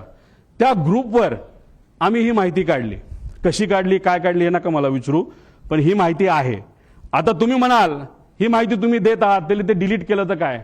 तुम्ही व्हॉट्सअप किती डिलीट करा सगळी माहिती कळते. त्यामुळे जो कोणी तिथे इन्व्हेस्टिगेट करणार आहे हा ग्रुप कुठला, हा ग्रुप कोणाचा, त्या ग्रुपवर कोण आणि गेल्या 2 वर्षामधल्या त्याच्यावरच्या ज्या काही डिस्कशन आहेत हे लोकांसमोर त्या ठिकाणी आल्या पाहिजे. ह्याची एक डिस्कशन ह्याच्यामध्ये तुम्ही बघितली. Today once again a important flight had to be cancelled as number 1 of PSC has been found to be badly drunk. दारू पिला होता. त्याच्यामध्ये बरंच काय दिलं की तुम्ही पार्टी करता हे करता आणि त्याच्यात may I request my dearest colleagues captain Sunny जो खन्ना कोण असेल कॅप्टन रंधवावा आणि स्टार केलंय कॅप्टन सुमित द ग्रेट म्हणजे दारू प्यायचा विषय आल्यानंतर द ग्रेट सुमित कॅप्टन आणि खाली आहे कॅप्टन रोहित. आता तो सिंग आहे का? सिंग म्हणजे कोण? तो डायरेक्टर आहे VSR कंपनीमध्ये म्हणजे याचाच कॅप्टनचा मुलगा. आता तो खरंच तो असेल रिसर्च नंतरच कळेल आणि डायरेक्टरच तिथं दारू पित असेल पायलट असून सुद्धा तर मग हे फार डेंजरस आहे. कारण डायरेक्टरलाच या गोष्टीचं महत्व नसेल तर बाकीच्या पायलट काय करणार? नाही तर जर डायरेक्टरच आपल्याबरोबर दारू पित असेल तर काय आपल्याला फरक पडतोय? अशी मानसिकता या लोकांची होऊ शकते असं आम्हाला वाटतं. हे त्यांच्याच ग्रुपवरनं काढलेला हा मेसेज आहे 2 जानेवारीचा. VSR कॅप्टन VK सिंग म्हणजे मालक. पुढं अजून एक मेसेज त्यांचा आहे काय? VSR ड्युटी सेल डील काय असेल ते. डिअर कॅप्टन सुमित भाई अँड जो कुणी असेल प्रावग you will be sober and do not do your evening stunts. आता इव्हनिंग स्टंट्स मध्ये काय आम्हाला माहित नाही. विमान वेडवाकडे चालवायचा हा एक स्टंट असू शकतो, नाही तर दारू पिणं हा एक स्टंट असू शकतो, नाही तर ड्रग्ज घेणं हा स्टंट असू शकतो. म्हणजे हा स्टंटचा अर्थ मला तरी काही निघत नाही. हा आपल्याला बघावं लागेल आणि त्याला सुमित उत्तर देतो कॉपीड सर्ड म्हणजे मला जर कोणी बोललं असतं हे तू वेड्यासारखा तिथं काल का वागत होता आणि जर मी वागलोच नव्हतो तर मी लिहिलं असतं sir that was not me and I won't do it. पण इथं वर जर दारूबद्दल बोललं असेल आणि खाली कॉपीट सर म्हणत असतील, याच्यावरनं नक्कीच दाल में कुछ काला आहे असं आपल्याला म्हणता येईल. हा जो ब्रेथ अनालिझर आहे ह्याचा फोटो सुद्धा निघतो, ह्याचे रिपोर्ट आता आपल्याला बघावं लागणार. पुढे घ्या. आता वेगवेगळ्या सरकारी अहवालातील वेगवेगळी विसंगती. आता ह्याच्यामध्ये PIB प्रेस ब्युरो तुम्हाला माहिती आहे, हे कुठली माहिती देते तुम्हाला, काय कुठलं ते DGCA जी माहिती दिली जाती ती PIB छापते. बरोबर आहे, बरोबर आहे. आता ही ट्रान्सक्रिप्ट आहे, ही कशाची ट्रान्सक्रिप्ट आहे, तर ही बारामती ATCची ट्रान्सक्रिप्ट आहे. वेळ न वेळ तिथं लिहिलेली आहे, इथं वेळ लिहिलेली आहे. मग काय एअरक्राफ्ट मधली ज्या त्या पाठक मॅडम आहेत त्या काय बोलल्या, आणि बारामती ATCला सुद्धा एक कोणतरी महिलाच होते असं आम्हाला कळलंय, त्या काय म्हणल्या याच्यामध्ये तिथं दिलेलं आहे. आता ह्याचा वेळ जर बघितला तर यांच्या PIB अनुसार म्हणजे DGCA अनुसार 8:18 काय झालं होतं, म्हणजे विमान बारामती ATCच्या संपर्कात आलं. म्हणजे DGCA काय म्हणते, म्हणजे PIB काय म्हणते, 8:18 हे विमान हे बारामती ATCच्या संपर्कात आलं. पण हे विमान आलं होतं 8:19. तुम्ही म्हणता एका मिनिटाला काय होणार आहे, हे विमान इतकं स्पीडमध्ये चालतं, हे एका मिनिटात हे विमान 15 किलोमीटर चालतं. आणि दादांचं जी काय घटना घडलेली आहे, काही मीटरमध्ये घडलेली आहे, याच्यावरनं एक मिनिटं हा महत्वाचा आहे. मग एवढी मोठी घटना घडली असेल तर मग 2 रिपोर्ट जे आहेत हे रिपोर्ट वेगळे का, असा प्रश्न एक परिवारातला एक व्यक्ती म्हणून त्या ठिकाणी मी करतो. आता आगीचे लोट दिसण्याचे टायमिंग PIB DGCA किती म्हणतं, 8:44. पण ट्रान्सक्रिप्ट प्रमाणे इथं 8:43:55 सांगितलं की मला आता लँडिंग पॅड म्हणजे स्ट्रिप तिथं दिसतीये. मग त्यांनी सांगितलं रनवे 11 क्लिअर टू लँड. त्यानंतर 8:44:13 ओ शिट म्हणजे ही जे पाठक मॅडम आहेत त्यांच्याकडनं ते शेवटचे शब्द होते, आणि त्यात 7 सेकंद तुम्ही ऍड करा, 44 प्लस काहीतरी 13 प्लस म्हणजे 20, तर त्याच्यात तो ऍक्सिडेंट तिथं झाला. म्हणजे हे टायमिंग आणि हे टायमिंग जर इथं 20 सेकंद तुम्ही ऍड केले, म्हणजे 13 प्लस 7 20.20 म्हणजे 20 सेकंडचा याच्यामध्ये फरक आहे. मी तुम्हाला सांगितल्याप्रमाणे सेकंडचा विषय असतो. इन्व्हेस्टिगेट तुम्ही करत असाल आणि तुम्ही एका मोठ्या एजन्सीचे लोक असाल तर तुम्हाला सेकंदात बोलावं लागतं, इथं मिनिटात बोलून चालत नसतं. आणि इथं ह्या 2 रिपोर्टमध्ये खूप मोठा फरक आहे असं कुठेतरी दिसतं. आता हा एक ट्रान्सपॉन्डर एक असतं विमानाला, विमान सांगत असतं सॅटेलाइटच्या माध्यमातून मी इथे आहे, माझं स्पीड किती आहे, मी अलाइन झालोय का, एअरपोर्टचं जे स्ट्रिप आहे त्याला मी अलाइन झालोय का, तिथून माझं डिस्टन्स किती आहे, माझी हाईट किती आहे, माझं लोकेशन कुठे आहे, हे सगळं तिथं दिलं जातं. आणि हे आमच्याकडे आहे, ही माहिती ही आम्हाला एका सॉफ्टवेअरच्या माध्यमातून, जे मगाशी तुम्हाला सॉफ्टवेअर सांगितलं त्यातून आम्हाला सगळी माहिती कळाली. फक्त शेवटच्या 1 मिनिटाची आम्हाला माहिती कळाली नाही. कदाचित ट्रान्सपॉन्डर हा मुद्दामून विमानाच्या आतून हा बंद केला होता. तुम्हाला टिल्ट होताना जे विमान दिसते त्या ट्रान्सपॉन्डर बंद होता.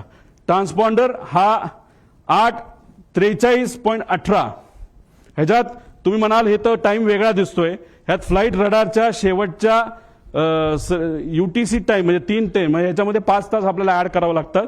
त्यात 8:43.18 जेव्हा हे बंद झाला ट्रान्सपॉन्डर, का बंद झाला, का कुणी बंद केला, असे प्रश्न आम्हाला त्याच्यामध्ये आहे. आता आपल्याला शेवटपर्यंत कळालं असतं.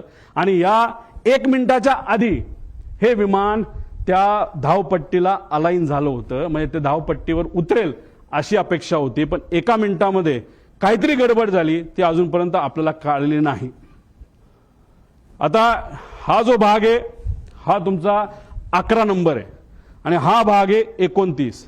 हे जे मोठी चर्चा करतात, अरे बाबा तो जो असा हिलटॉपवर आहे आपला लँडिंग स्ट्रिप, त्यामुळे फार डेंजरस आहे, फार अवघड आहे, हे आपण लँड करू शकत नाही असं लोक बोलतात. ते खरंय.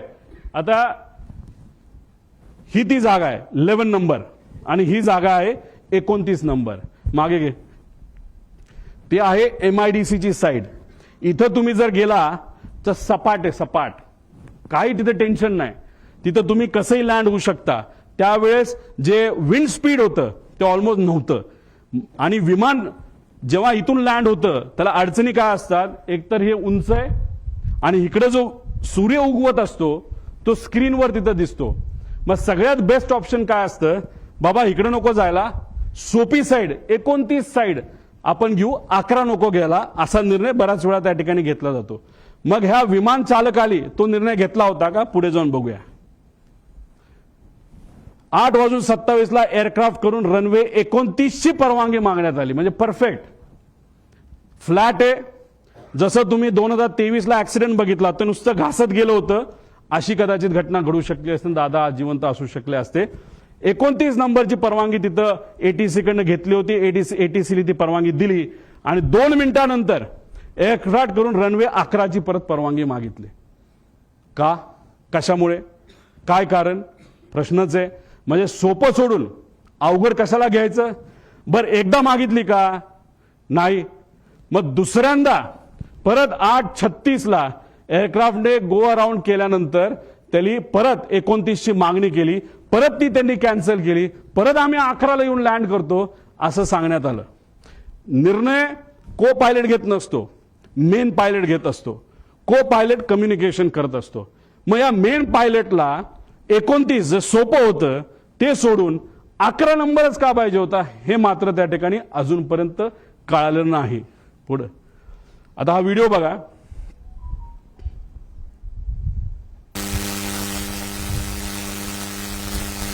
थोडं मागे या.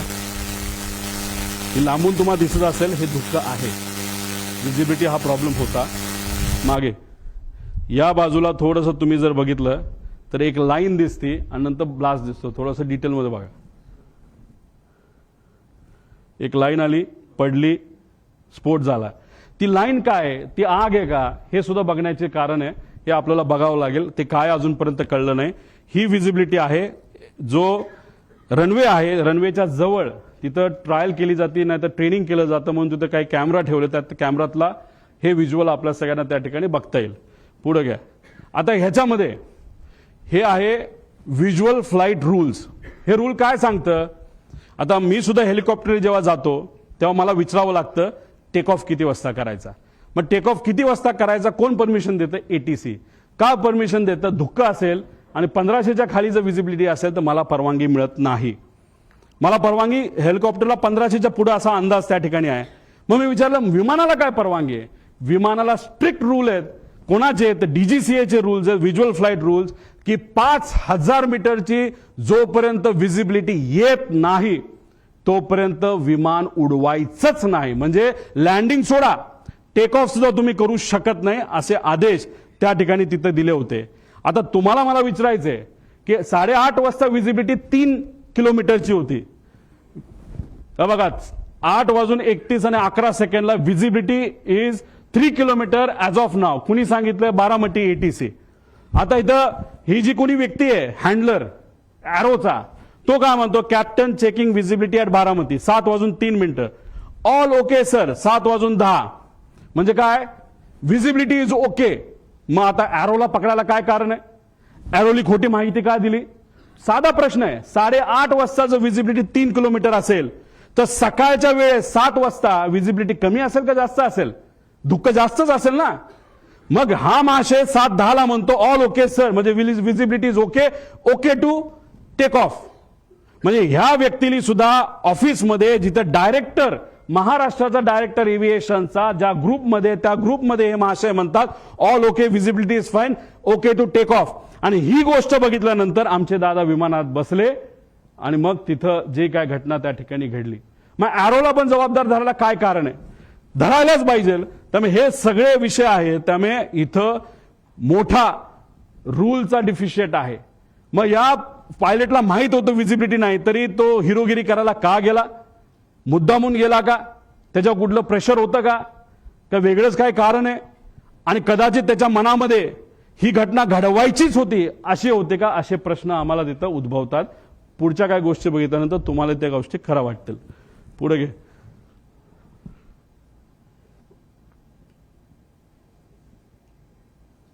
हे ऐका. दरवेळेचा जो आवाज असतो विमानाचा आम्हाला तिथं आता धावपट्टी जवळ असल्यामुळे आम्हाला माहिती की विमानाचा कसा आवाज असतो. पण त्या दिवशीचा इतका कर्कश आवाज होता, त्यामुळे आमच्या गावातली बरेचसे महिला पोरं ही सगळी रस्त्यावर येऊन बघत होती की आज विमानाचा असा का आवाज येतोय. आणि गावाला एक रेटी घालून परत विमान धावपट्टीच्या दिशेने उतराय गेलं. पण त्याच वेळी आमच्या गावातनं उतरताना आमच्या गावात एक मंदिर आहे, त्या मंदिराच्या कळसाला सुद्धा टेकायची काही लोकांना शक्यता. पुढे घे. म्हणजे विमान लँड होण्यापूर्वी जे गाव आहे त्या गावाच्या कळसाला विमान घासून गेलं. म्हणजे 1 मिनिट जो ट्रान्सपॉन्डर बंद झाला होता शेवटचा, जे सॅटेलाइटची कनेक्शन आहे मुद्दामून तोडण्यात आलं होतं ट्रान्सपॉन्डर बंद करून, असं आमचं मत आहे. याच्यामध्ये नॉर्मली एमिंग पॉइंट हा पुढे असतो, त्यानंतर मग सेंट्रल लाईन बघितली जाते, लँडिंग डेझिग्नेटर असतो, थ्रेशोल्ड. याच्यावर लँड करायचं नसतं, याच्या पुढेच लँड करावं लागतं. आणि ही जर बारामतीची साईड बघितली, थ्रेशोल्ड इथे आहे. आता 1 मिनिट जे ट्रान्सपॉन्डर बंद केला तर त्याचा जर आपल्याकडे डेटा आला असता तर हे बंद पडलं विमान असं आपल्याला जे दिसतं ते जर झालं नसतं तरी आमचं असं मत आहे की हे विमान इथं येऊन धडकलं असतं. मग कदाचित असं होतं का की इंटेन्शनच होतं विमान लँड करायचं ना, क्रॅश करायचं. कारण तुम्ही 29ला तुमच्याकडे संधी असताना तुम्ही सारखं सारखं या डोंगराळी भागाकडे का जात होता.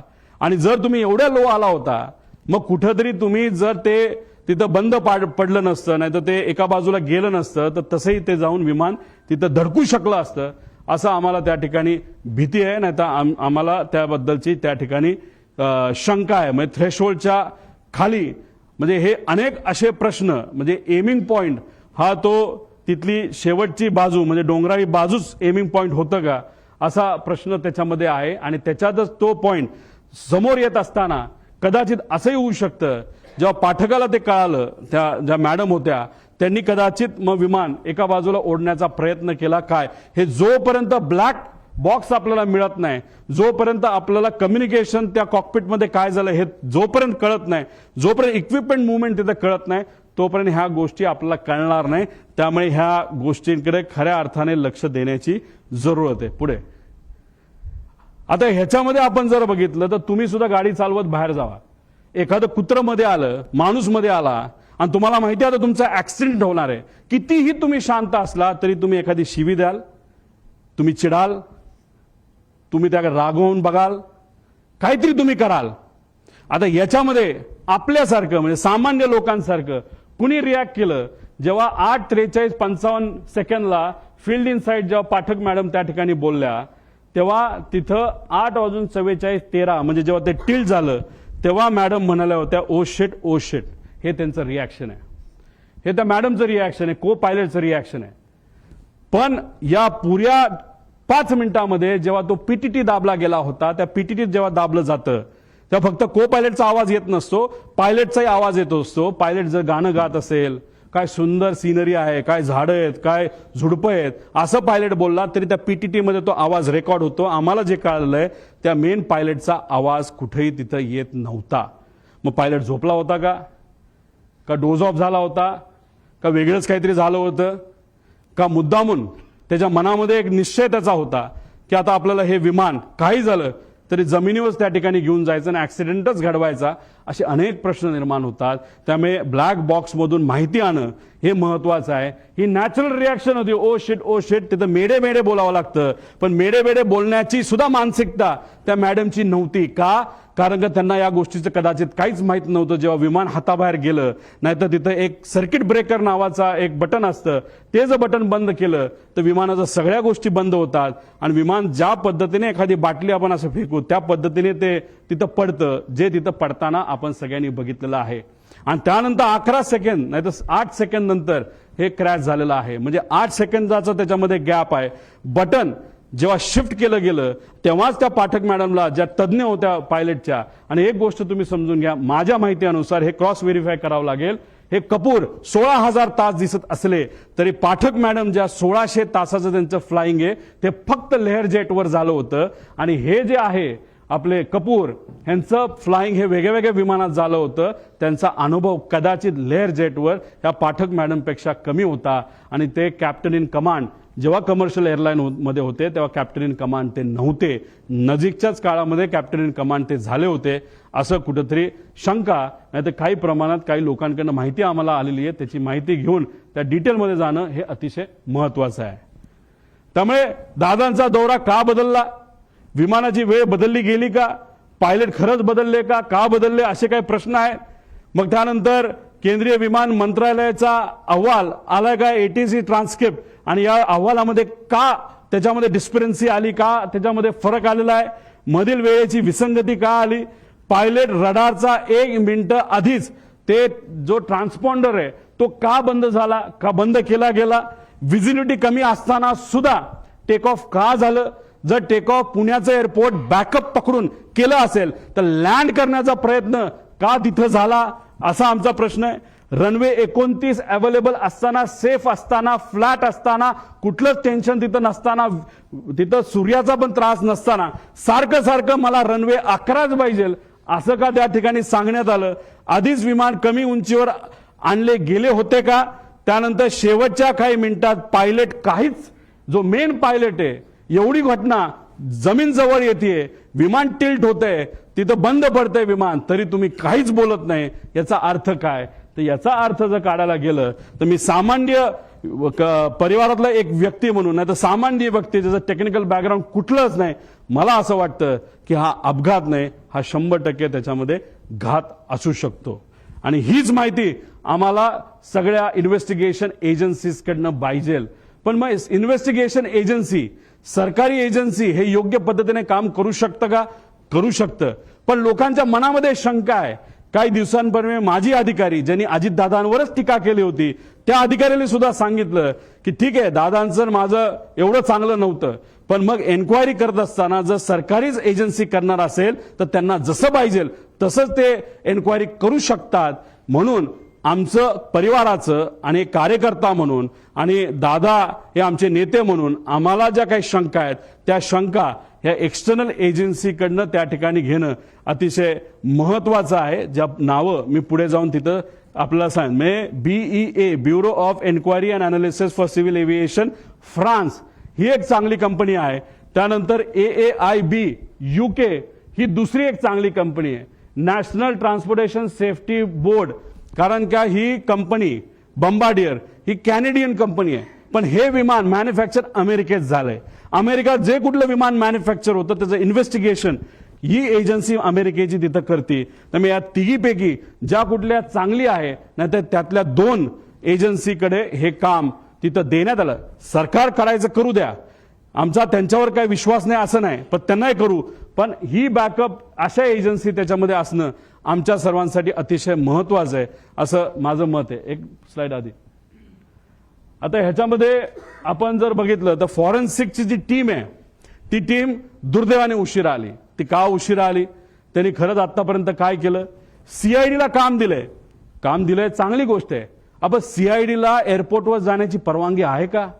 मी काही लोकांशी त्यांच्याशी बोललो, म्हणलं आतापर्यंत काय झालं, ते म्हणले आतापर्यंत आम्ही सीसीटीव्हीचे फुटेज घेतले. म्हणलं कुठले घेतले, ते म्हणले आम्ही एअरपोर्टचे घेतले. म्हणलं बाकीचं नाही. मग आम्ही एका अधिकाऱ्याशी चर्चा केली, अरे बाबा तुम्ही एवढा वेळ जर लावणार असाल, ह्याच्यामध्ये जर वेळ घालवणार असाल तर ते जी कंपनी आहे ते सगळे पेपर मॅन्युपुलेट करू शकते, सगळा एव्हिडन्स मॅन्युपुलेट केला जाऊ शकतो. थोडे दिवस थांबू, लोक विसरून जातील, लोक विसरणार नाहीत.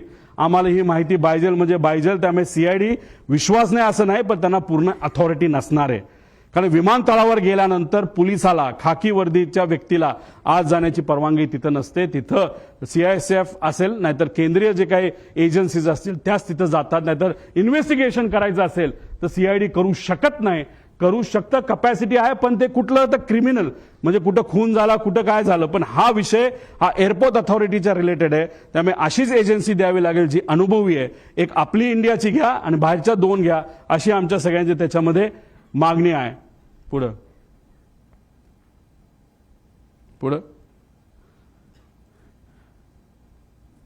हे सगळे विषय आहेत. आणि एक महत्वाचा विषय तुम्हाला सांगतो की जेव्हा केव्हा तुम्ही पूर्वीच्या दादांचे व्हिडिओज तिथं बघितले असतील, त्या व्हिडिओजमध्ये दादा प्लॅस्टिकची बॉटल घेऊन तिथं काही गोष्टी करताना बघितलं असेल. पाणी पिताना प्लॅस्टिकच्या बॉटलमध्ये पाणी पिताना तुम्ही बघितलं असेल.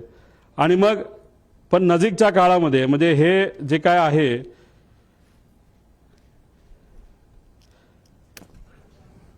आता हे जे काय झालं ते झालं. ही गोष्ट कदाचित दादांच्या मनामध्ये असावी की कधीही काही होऊ शकतं. त्यामुळे गेल्या काही महिन्यांमध्ये दादा प्लॅस्टिक बॉटलवरनं दादा अशा बॉटलमध्ये त्या ठिकाणी आले होते. का आले होते, कशामुळे आले होते, ह्याच्यात काय करू शकता येत नाही. म्हणून तुमचे नजीकच्या काळामधले काही महिन्यातले जर तुम्ही त्यांचे व्हिडिओज बघितले, मागे सिक्युरिटीचा अधिकारी असतो उभा, तो सुद्धा त्यांचा विश्वासू, त्याच्या हातामध्ये काचेची बाटली असते आणि ती काचेची बाटली अशीच नसते, ती बऱ्याच वेळा चेक केलं जातं आणि त्यानंतर त्यांच्या हातामध्ये ती बाटली असायची. मग दादा प्लॅस्टिक बाटलीवरनं दादा या बाटलीवर का आले असाही प्रश्न पडतो. जेव्हा माझ्या एका मित्राली हेलिकॉप्टर घेतलं होतं, मी दादांना सांगत होतो, दादा माझ्या मित्राला एक हेलिकॉप्टर घेतलंय. म्हणलं चांगला आहे, तो तुझा विश्वासू आहे का? म्हणलं हो आहे. मग त्याचंच हेलिकॉप्टर तू वापर, बाहेरून तू घेऊ नको. आम्ही आत्ताच्या काळामध्ये बरंच काही वेगळं ऐकलेलं आहे. आता ह्याच्यातून ते मला काय सांगण्याचा प्रयत्न करत होते मला तर ते काय माहीत नाही. दादानी त्यांच्या काही जवळच्या लोकांना ज्यांची आर्थिक परिस्थिती बरी आहे, चांगला व्यवसाय आहे, त्यांना सांगून सांगितलं होतं की पुढच्या काही महिन्यांमध्ये तुम्हाला विमान घ्यावं लागेल आणि ते विमान तू घे म्हणजे मला ते वापरता येईल. हे का ते काय बोलत होते कसं काय, शेवटी आत्ता दादांबरोबर झालेले काय सगळे संभाषण हे तिथं माझ्या ध्यानामध्ये त्या ठिकाणी एका टेपसारखे तिथं पळत आहेत, जात आहेत. त्यामुळे काचेच्या बाटलीपासून पार विमान स्वतःचं त्या ठिकाणी असावं, या सगळ्या गोष्टी त्यांच्या मनामध्ये का होत्या हे आज तरी आपल्या सगळ्यांना त्या ठिकाणी विचारता येणार नाही. फक्त एवढंच आहे, माझा काका, आमचे नेते, आमचे दादा आज आमच्या सर्वांच्या मध्ये नाही आहेत. पण ते का नाहीत, कशामुळे झालं, कुणी केलं, जर केलं असेल तर कसं घडलं, का केलं गेलं याची माहिती मला नाही तर अख्ख्या महाराष्ट्राला त्या ठिकाणी माहिती पाहिजे. कारण का आम्ही आमच्या दादाला, आमच्या काकाला आम्ही मिस करतो. आणि नक्कीच मी एक तुम्हाला सांगतो, जर अशा पद्धतीने आपण जर इन्व्हेस्टिगेशन केलं तर सत्यमेव जयते, आपल्याला विजय या रिसर्चच्या बाबतीत त्या नक्कीच त्याला यश आल्याशिवाय राहणार नाही असं आमच्या सगळ्यांचं त्याच्यामध्ये मत आहे. त्यामुळे या रिलेटेड राजकीय कुठलाही प्रश्न आजच्या दिवशी तिथं घेतला जाणार नाही. राजकीय प्रश्नांबाबत आणि राजकीय विषयांबाबत 12 तारखेला कुठं आणि कशी प्रेस तिथं घेणार आहे याबद्दलची माहिती आज संध्याकाळी आपल्या सर्वांना सोशल मीडियाच्या माध्यमातून मी नक्कीच सांगेल. तुम्ही ठरवा सगळ्यांना एकसाथ बोलायचं आहे का एक एक बोलणार आहे तर मला बोल.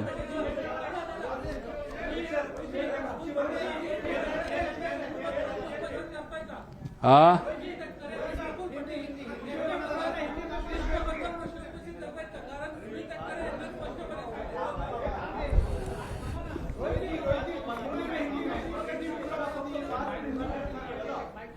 तुम्ही ठरवा.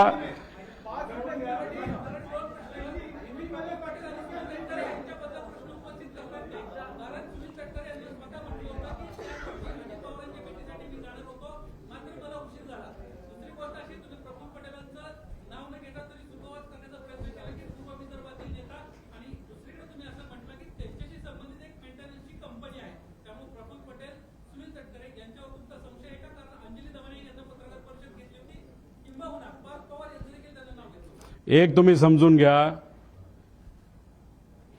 हा अपघात होता का घात होता असा प्रश्न तुम्ही केला तर आमची शंका म्हणजे माझी आणि असंख्य महाराष्ट्रातल्या लोकांची शंका आहे की हा घात होता. आत्ता तुम्ही जर प्रेझेंटेशन बघितलं असेल तर 60-70 पानाचं मी प्रेझेंटेशन केलं. एक एक गोष्ट जी घडली, कशी घडली, कोण बैठकीला आलं होतं, कोणाचं विमान होतं, कोणाचं काय होतं, जी जी काय माहिती आमच्यापर्यंत आली ती माहिती ही तुमच्यापर्यंत पोहोचवलेली आहे. या प्रेझेंटेशनच्या माध्यमातून यांच्यावर ऑब्जेक्शन घेतोय, शंका घेतोय का त्यांच्यावर शंका घेतोय असं अजिबात कुठंच नाही. मी वस्तुस्थिती तुम्हाला सांगितली. पण या बाबतीत विमान कंपनी जी VSR आहे, ॲरो नावाची हँडलिंग कंपनी आणि जो कपूर नावाचा पायलट होता, या 3 कंपन्या आणि व्यक्तीवर आमची शंका आहे.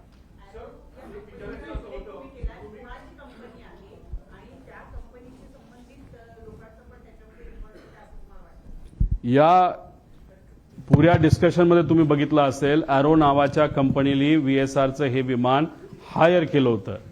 ते सरकारी GR प्रमाणे केलं होतं. साई आणि एरो या दोन कंपन्या यांनाच तिथं कॉन्ट्रॅक्ट दिलेला आहे की VIPंना विमान देण्याचं. आणि मग 15 ते 31 तारखेपर्यंत एरोची जबाबदारी त्याच्यामध्ये होती. एरोने ते बुकिंग केलं होतं. तो कोण पवार का कोण नावाचा जो माणूस आहे तो हँडलर आहे, तो एरोचा हँडलर आहे. त्यांनी सांगितलं होतं की व्हिजिबिलिटी ऑल ओके. म्हणजे कुठे ते मिसरिप्रेझेंटेशन झालं. ती कंपनी कोणाची कशी अजूनपर्यंत मला तरी काय माहिती मिळालेली नाही. पण बऱ्याच राज्यामध्ये आज जे कुठले सत्तेत आहेत त्या राज्यांबरोबर ती कंपनी काम करते असं मात्र त्या ठिकाणी आम्हाला कळालेलं. म्हणजे बऱ्याच मोठ्या लोकांचा त्यांचा संपर्क नाही तर ओळख असावी असं वाटतंय. सर, तुम्ही म्हणालात की CID ही कॉम्पिटंट एजन्सी नाही या प्रोब करता. तुम्ही ह्याच्यात हायकोर्ट और सुप्रीम कोर्ट मॉनिटर्ड प्रोबची स्पेसिफिक डिमांड करताय का? DGCAवर आमचा विश्वास आहे. पण हे बघा, एक तुम्ही समजून घ्या, सरकारवर आमचं ॲलिगेशन नाही, कोणावर ॲलिगेशन नाही. पण ज्या गोष्टी घडल्या असाव्यात, अशा पद्धतीने काय गोष्टी झाल्या असाव्यात, या पद्धतीची आमची शंका आहे. ती शंका पूर्ण करत असताना CID बद्दल आपल्या सगळ्यांना माहिती आहे. आता तिथं विमानाच्या म्हणजे एअरपोर्टवर पोलीस अधिकाऱ्यांना अलाउड नसतं. मग CID ह्या गोष्टी कशा करू शकतं? कारण हे शेवटी एक्सपर्ट ओपिनियन याच्यामध्ये लागणार आहे.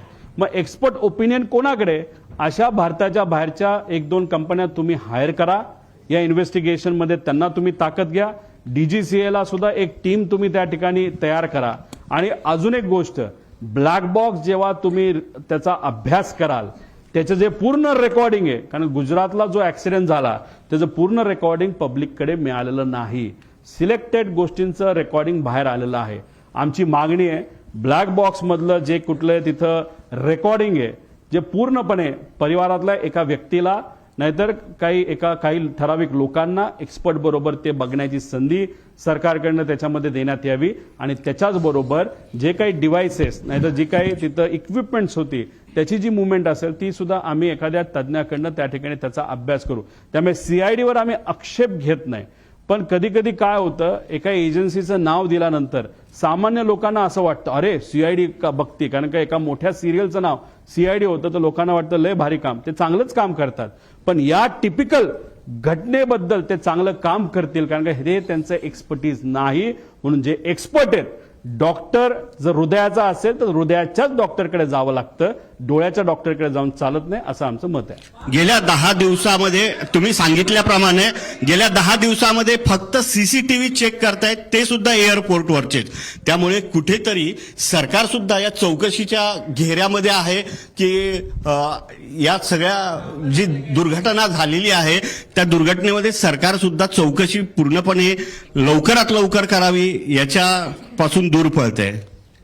कुठेतरी काही प्रमाणात राजकीय दृष्टिकोनातून नाही पण व्यावहारिक दृष्टिकोनातून कंपनीकडनं काय गोष्टी दाबण्यात येतात असं आमचं त्याच्यामध्ये मत आहे. CCTV फुटेज मुंबई एअरपोर्टचं अजूनपर्यंत घेतलं असं मला वाटत नाही. त्यांनी कुठलं एअरपोर्टचं घेतलं तर बारामती एअरपोर्टचं घेतलेलं आहे. अतिशय स्लो पद्धतीचा इन्व्हेस्टिगेशन हे दुर्दैवाने आता चालू आहे असं आपल्याला म्हणावं लागेल. आतापर्यंत बऱ्यापैकी कन्क्लुजन व्हायला पाहिजे होतं. महाराष्ट्राचा या देशातलं सगळ्यात प्रगतिशील राज्य, त्याचा उपमुख्यमंत्री, या राज्यातला सर्वात जे काही प्रमुख 3 मोठे नेते असतील त्यातला एक नेता हा एका अपघातात त्या ठिकाणी मृत्युमुखी पडतो. आणि त्याच्या बाबतीत तुम्ही काहीच जर तिथं इन्व्हेस्टिगेशन करत नसाल नाही तर संत गतीने करत असाल तर असं थोडंसं दिसतं की या इन्व्हेस्टिगेशनमध्ये काही लोकांना कदाचित रसच नाही. पण अशी गोष्ट दिसू नये. मॅन्युप्युलेशन होण्यापूर्वी आणि मॅनेज होण्यापूर्वी इन्व्हेस्टिगेशन पूर्ण झालं पाहिजे. 2023 सारखं जर झालं तर हे फार घातक ठरेल. दुसरी गोष्ट, VSRचे सगळे कॉन्ट्रॅक्ट कॅन्सल करण्यात यावे. अजून सुद्धा VIP त्यांच्याच विमानाने तिथे ट्रॅव्हल करतायत, त्यांच्या सुद्धा जीवाला धोका हा होऊ शकतो. त्यामुळे त्याच्या सगळ्या सर्व्हिसेस तुम्ही कॅन्सल करा आणि सगळ्या लोकांना तुम्ही ताब्यात घेऊन प्रॉपर इन्व्हेस्टिगेशन करा असं आमचं मत आहे.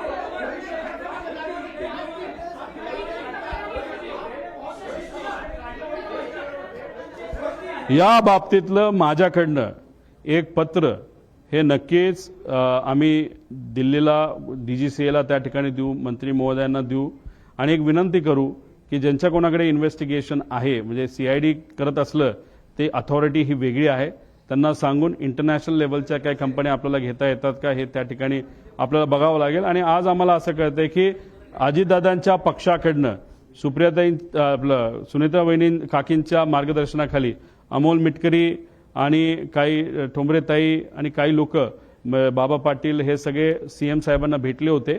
एक त्यांनी तिथं पत्र दिलंय. म्हणजे त्यांच्याच पक्षातल्या काही आमदारांना आणि कार्यकर्त्यांना आणि पदाधिकाऱ्यांना शंका या बाबतीतली आम्हाला सुद्धा तशीच शंका आहे. त्यामुळे इन्व्हेस्टिगेशन प्रॉपर व्हावं यासाठी योग्य त्या अथॉरिटीला आम्ही सुद्धा पत्र देऊ.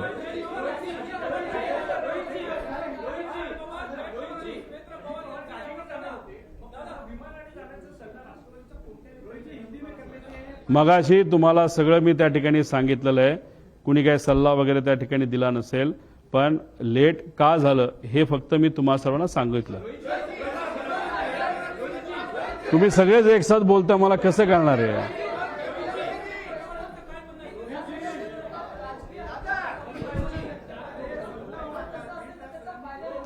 या विषयाचं मला कुठेही राजकारण तिथं करायचं नाही. मी कुठंच काय तिथं बोलत नाही की कुठल्या राजकीय पक्षाचा याच्यामध्ये इन्व्हॉल्वमेंट आहे. याच्यामध्ये नक्कीच घात झाला एवढं मात्र त्या ठिकाणी मी म्हणतो. कसं झालं, का झालं, कोणामुळे झालं, काय झालं हे लोकांसमोर आलं पाहिजे आणि इन्व्हेस्टिगेशन ही प्रॉपर त्या ठिकाणी झाली पाहिजे. एवढंच या प्रेझेंटेशनच्या माध्यमातून मी सांगण्याचा प्रयत्न करतो. मराठीचे शेवटचे 2 प्रश्न घ्या, म्हणजे मी हिंदीत बोलतो. दोन मराठी.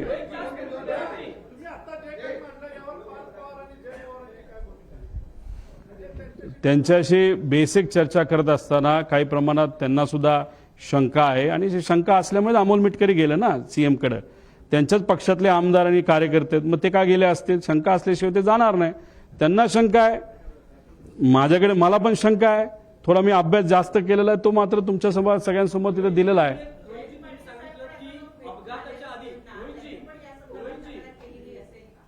नाही, या बाबतीतलं मला काय माहीत नाही, कारण मी अजून कोणाच्याच संपर्कात नाही. तुम्ही सर्वजण अभ्यासू पत्रकार असल्यामुळे चांगलं प्रेझेंटेशन व्हावं यासाठी मी प्रेझेंटेशनकडेच जास्त लक्ष देऊन होतो.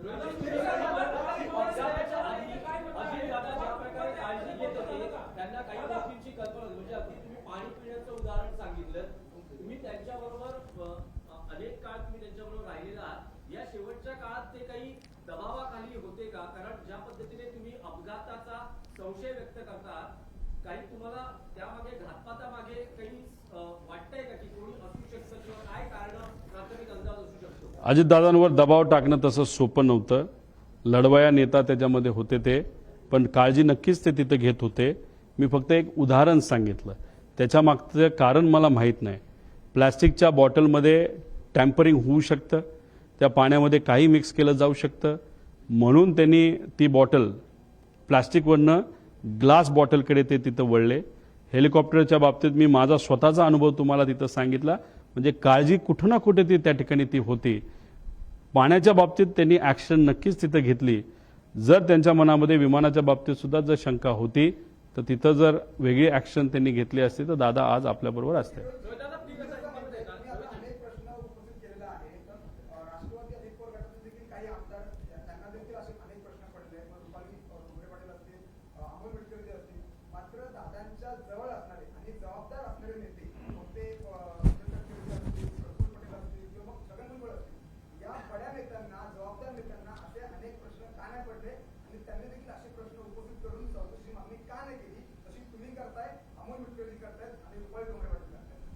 त्या सर्व नेत्यांना जी कुठली सत्ता आज आपली आहे या राज्यामध्ये ती मेंटेन करण्यासाठी ती सत्ता तशीच राहावी यासाठी त्या पक्षाचे प्रमुख नेते म्हणून त्यांना कदाचित ती गोष्ट थोडीशी जास्त महत्त्वाची वाटली असावी. आणि हीच गोष्ट करत असताना कुठेतरी मेन विषयाकडे लक्ष न जाता दुसऱ्याच विषयाकडे त्यांचं लक्ष गेल्यामुळे कदाचित काकींची इच्छा नसताना सुद्धा शपथविधीला सुद्धा काही प्रमाणात घाई ही त्यांच्याकडनं तिथं झाली. सगळ्यांच्या प्रायोरिटी आणि महत्त्वाच्या गोष्टी वेगळ्या असतात. आम्ही आज दुःखात आहोत. आम्हाला माहिती पाहिजे की काका आमचे दादा हा जो ॲक्सिडेंट झाला तो कशामुळे झाला, ही आमची प्रायोरिटी आहे. हे आमच्यासाठी महत्त्वाचं आहे. आणि हीच गोष्ट काकींसाठी सुद्धा महत्त्वाची आहे, पार्थ आणि जयला पण महत्त्वाची आहे. पण ह्या नेत्यांना काय महत्त्वाचं आहे हे मी सांगण्यापेक्षा गेल्या 13 दिवसामध्ये लोकांनीच बऱ्याच काही गोष्टी तुमच्या माध्यमातून बघितलेल्या आहेत.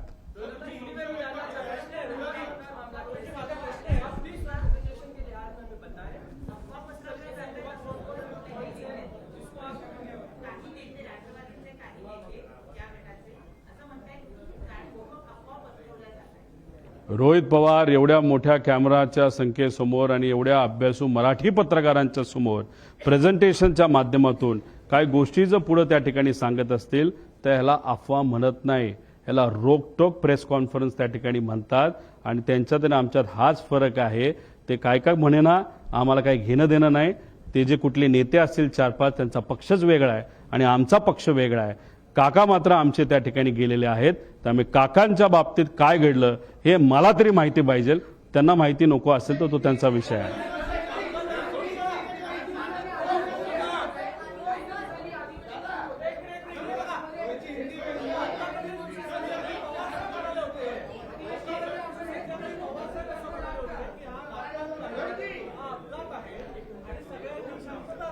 आज पवार साहेबांनी सांगितलं की घातपात नाही, अपघात आहे, काही गोष्टी आपल्या हातात नसतात, सर्वांनी शांतता राखावी.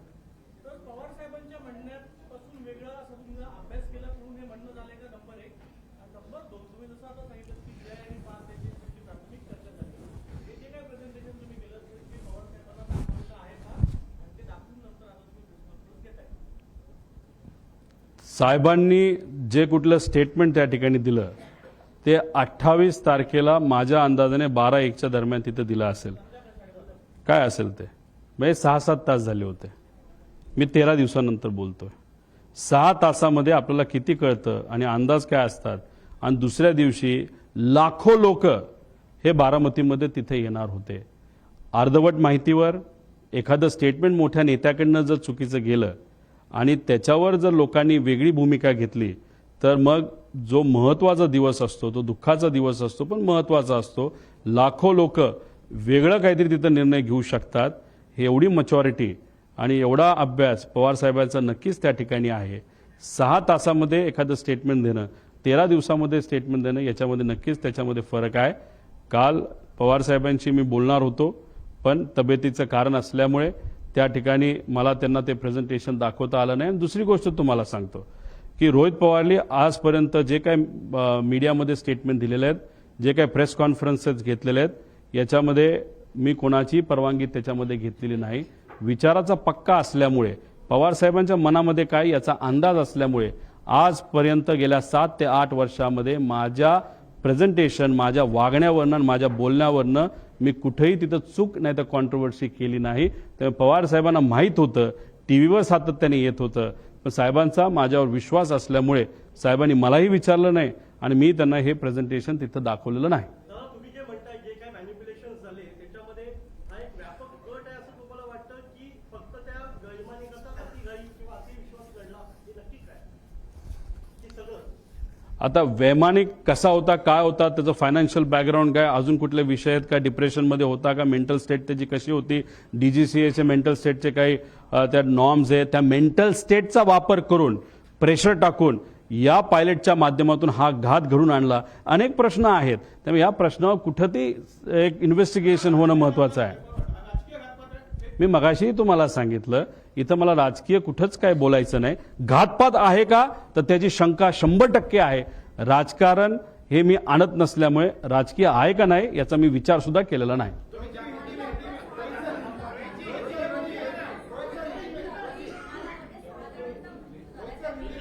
तो 6चा जो आकडा होता तो चुकीचा होता. त्याच्यामध्ये कॅल्क्युलेशनमध्ये चूक झाली. तो जो मेन रिपोर्ट असतो की किती लोक त्या विमानामध्ये आहे तो रिपोर्ट आमच्याकडे आहे. त्यामुळे उगाच दाखवायचं आणि प्रेझेंटेशन लांबवायचं म्हणून नको त्या गोष्टी याच्यामध्ये दिलेल्या नाहीत. त्यामुळे त्या 6च्या आकड्याला कुठंच काही महत्त्व नाही.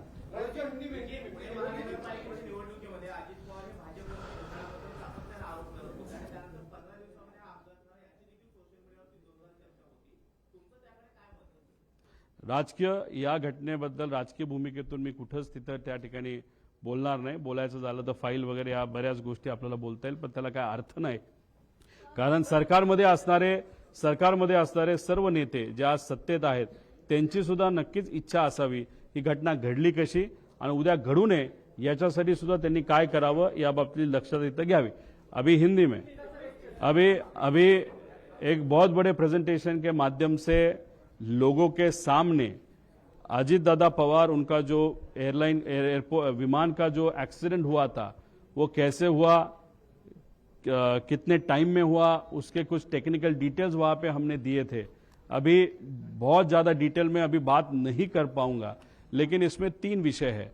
एक तो जो VSR नाम की कंपनी है वो जिस तरीके से ऑपरेट करती है उसमें बहुत सारे इश्यूज है, बहुत सारे शॉर्टकट्स ये कंपनी वहां पे इस्तेमाल करती है, मेंटेनेंस में बहुत सारे इश्यूज है. तो मैं ये विषय में इन्वेस्टिगेशन करते वक्त VSR इस कंपनी को प्रॉपरली इन्वेस्टिगेट करने की जरूरत है.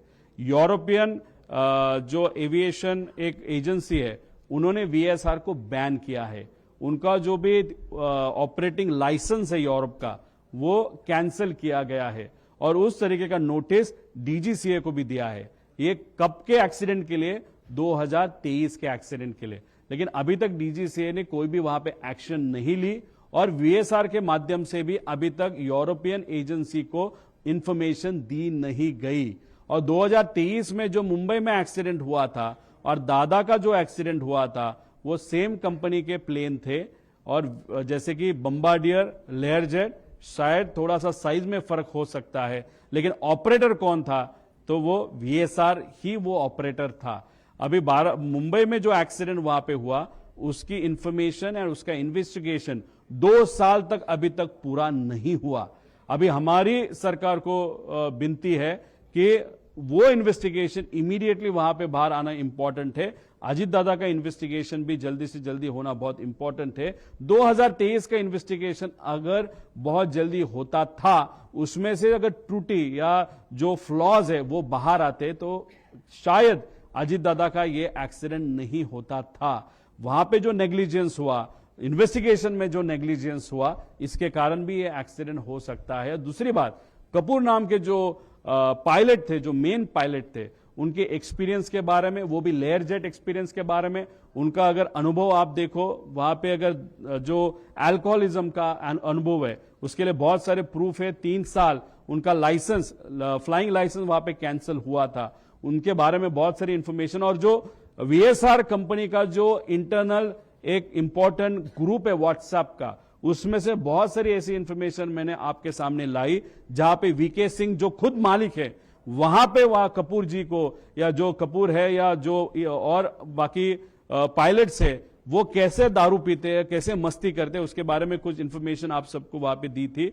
दूसरी बात, जो PIB पे इंफॉर्मेशन आप सबको प्रेस ब्यूरो पे, इंडिया ब्यूरो पे जो इंफॉर्मेशन वहां पे आई है वो इंफॉर्मेशन DGCA ने वहां पे दी है. लेकिन अगर ATC का ट्रांसक्रिप्ट आप देखो तो टाइमिंग में बहुत बड़ा फर्क वहां पे दिख रहा है. इसलिए इन्वेस्टिगेशन जो हो रहा है उसमें प्रॉपर इन्वेस्टिगेशन नहीं हो रहा, ऐसे हम सबका कहना है. बारामती में सामने और पीछे एक ही जो लैंडिंग स्ट्रिप है, एक साइड को जो ऊंची है उसको 11 नंबर कहा जाता है और जो फ्लैट है उसको 29 नंबर कहा जाता है.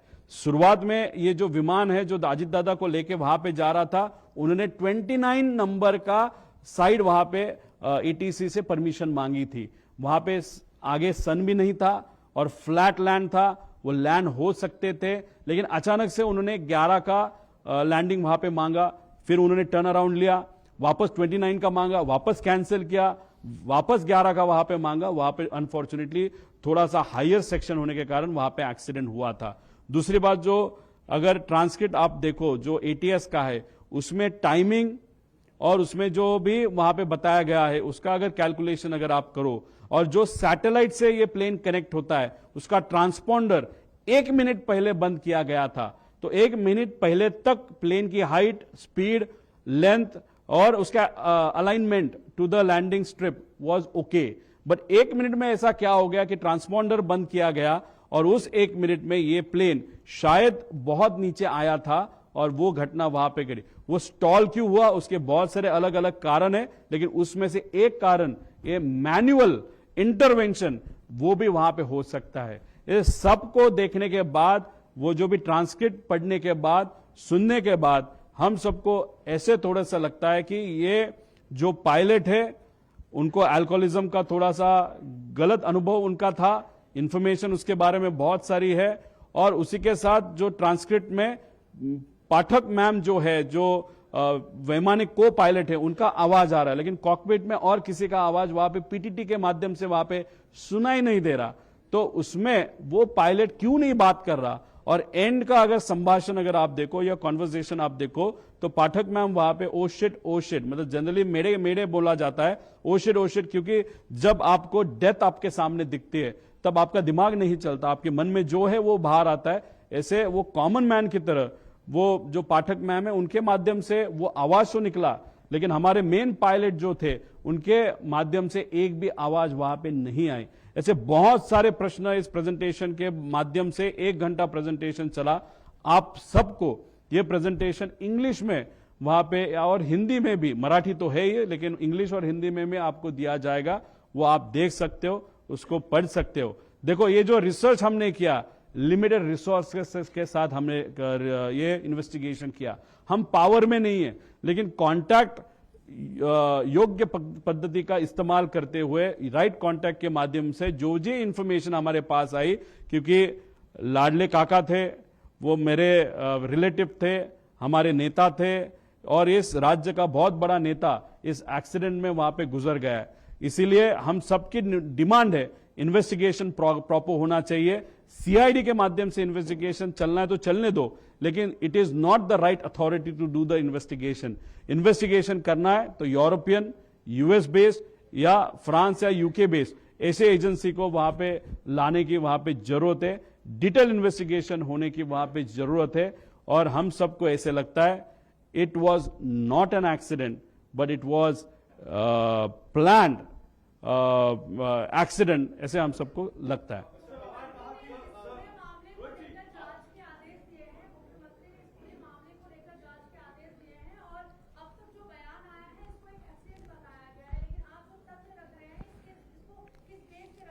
मैडम, अगर मुझे हार्ट में पेन हो रहा है, चेस्ट में पेन हो रहा है, तो मैं हार्ट के डॉक्टर के पास जाऊंगा, मैं आंखों के डॉक्टर के पास नहीं जाऊंगा। महाराष्ट्र सरकार ने जो इन्वेस्टिगेशन एजेंसी वहां पे दी है वो सीआईडी दी है। सीआईडी को प्लेन के बारे में क्या मालूम है?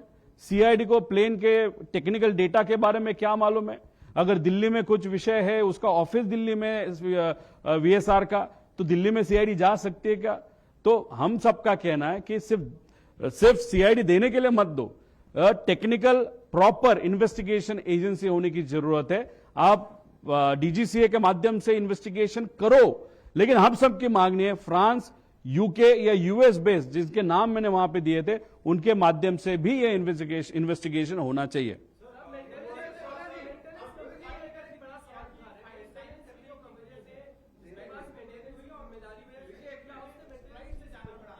हंड्रेड 100% मेंटेनेंस के बारे में इस कंपनी के माध्यम से नेग्लिजेंस वहां पे हुआ है। इस कंट्री में सिर्फ 2 एमआरओज है और एक थर्ड एमआरओ जो है वो प्राइवेटली इस कंपनी का एमआरओ वहां पे था। अभी ये एमआरओ में कौन काम कर रहा था, ये जो वीएसआर है, लेकिन ये सिर्फ खुद के लिए ये एमआरओ इस्तेमाल करते थे, इसलिए वो मेंटेनेंस का क्वालिटी स्टाफ, ये स्टाफ कहां से आया है, कहां पे काम किया, क्या अनुभव है, ये सब कुछ जानने की जरूरत है। इसलिए ये पूरा जो चेन है, क्वालिटी का भी, पायलट का भी, और जो एक्स अधिकारी या पायलट इस कंपनी में जो काम करते थे उनको भी इन्वेस्टिगेट करके उनसे भी इंफॉर्मेशन निकालने की जरूरत है।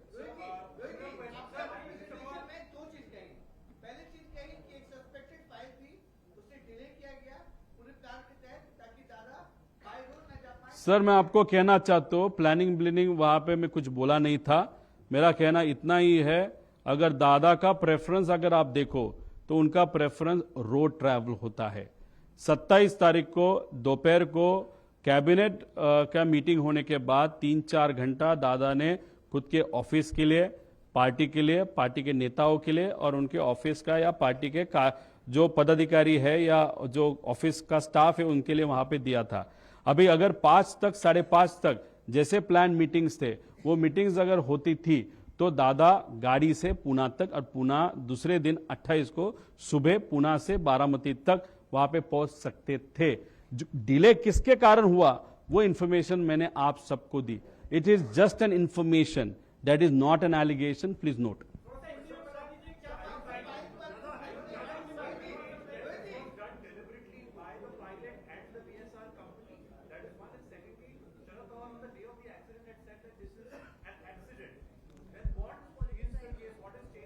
See, I am talking to you after 13 days. Whatever information I have got, I have shown it to you. I have not kept anything secret. I have shown everything to you. When Pawar Saab commented, he commented 6 to 7 hours after the accident. Till then, no information was there with him. The next day, he knew lakhs of people were going to come for the cremation. And if on no data, less data or incomplete data, if a big leader like Pawar Saab says something, and if it is wrong, and if something happens the other day, then in that process, common man would have got hurt. So looking at that, he must have stated that, and after 13 days, after going through all the papers and information what I have got, though I am not in power, but whatever information I have got, I have presented in front of you. I got little better time, but if I have got little more time, I may go in detail and get more information. But I am requesting the state government and the central government that you are in power, you have got all the resources. Please, before the papers get manipulated, you do the investigation. Yes, I am doubting VSR as the company, Arrow as the company, and looking at the history of the pilot. If you look at the interaction on the WhatsApp of the private group of that particular company, if you look at it, definitely looking at the past, you can doubt the pilot himself. The main pilot himself, I am not talking about the co-pilot. I am talking about the main pilot. Rohit जी, आप बोले कि बहुत सारे सवाल इसमें आपने doubt पैदा KIA, क्या मोटिव हो सकते हैं, कौन इसके पीछे हो सकता है, कि क्यों आपको डाउट हो रहा है ये सब? रोहित जी, आपने कहा कि अगर आज दादा होते तो दादा से मैं पूछ लेता, जब भी मुझे वो संधि मिलेगी बाद में बहुत सालों के बाद, तब मैं वहां पे पूछूंगा। ये बहुत अलग का सवाल है। देखो, अभी ये चीजें मुझे मालूम नहीं, जो मालूम है मैंने दिखाई। इसमें से इन्वेस्टिगेशन अभी होगा और इस इन्वेस्टिगेशन के माध्यम से पता चलेगा क्यों ये किया गया, किस लिए, क्या विषय थे, किसका आर्थिक नुकसान वहां पे हो रहा था। कुछ दादा निर्णय लेने वाले थे, दादा के पास कुछ इंफॉर्मेशन था, या दादा कुछ ऐसा निर्णय लेने वाले थे जिसका नुकसान कोई किसी को होने वाला था। ऐसे बहुत सारे प्रश्न वहां पे निर्माण होते हैं, लेकिन कंक्लूजन आज ही आज लेना है क्या? तो नहीं। अगर आज मैं कंक्लूजन यहां पे दूंगा तो मैं पॉलिटिसाइज इस विषय को कर रहा हूं, मेरे काका का एक्सीडेंट को मैं पॉलिटिसाइज कर रहा हूं, ऐसे मुझे लगता है। इसलिए हमको और इंफॉर्मेशन निकालने की जरूरत है। थँक्यू दादा, बस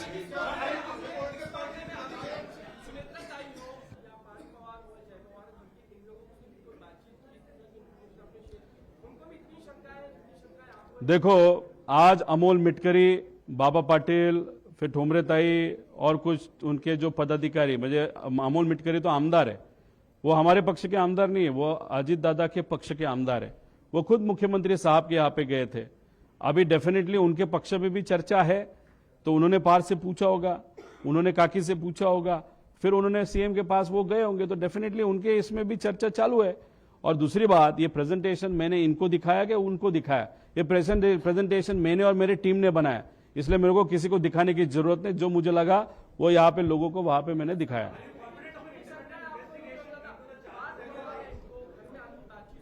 जब भी वहां पे उनके साथ बातचीत हुई थी, थोड़े टाइम के लिए वहां पे हुई थी, उनके मन में भी इस बारे में थोड़ी शंका है, और उसके कारण ही उन्होंने उनके टीम के जो अमोल मिटकरी उनको बोला होगा कि जाके सीएम साहब से तू मिल ले।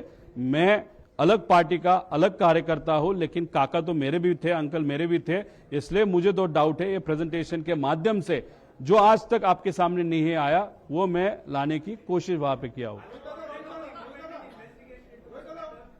See, I am definitely confident that the state government and the central government would appoint an independent agency, that too from the agencies which I have suggested, because the state government and the central government, they also want the actual investigation should happen. And if they really want the actual investigation to happen, they will do it through right authority like DGCA. Plus, as we are requesting them that please take an external agency also. I have that urge. So I am pretty sure the central government and the state government, because they are together in power. He's just my uncle. But for them, he was their partner. So for partners' benefit and to find out who actually did it and what exactly happened, they will definitely agree to my request. That is what I feel.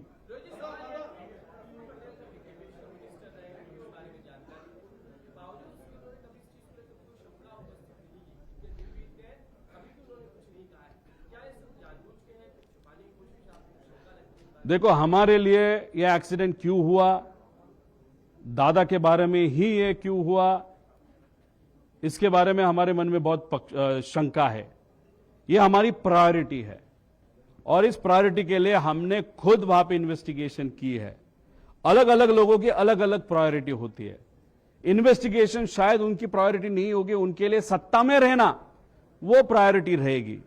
इसलिए उन्होंने जल्दी से जल्दी शपथ विधि, वो सुनेत्रा काकी को इच्छा न होते हुए भी जल्दी से जल्दी शपथ विधि कैसे हुए, उसके लिए उन्होंने वहां पे प्रयत्न किया। अगर उनके इतने कांटेक्ट है, वो इतना, अगर वो पहले एविएशन मिनिस्ट्री वहां पे रहे, एमआरओ उनका खुद का है या उनके पार्टनरशिप है, मतलब मेंटेनेंस कैसे होता है वो उनको मालूम है, और वो दादा के दोस्त थे, दादा के साथ वो रहे हैं, तो उन्होंने मेरे जगह पे प्रेजेंटेशन करने की जरूरत थी, लेकिन टटकरे साहब और पटेल साहब उन्होंने वो क्यों नहीं किया वो मुझे नहीं मालूम।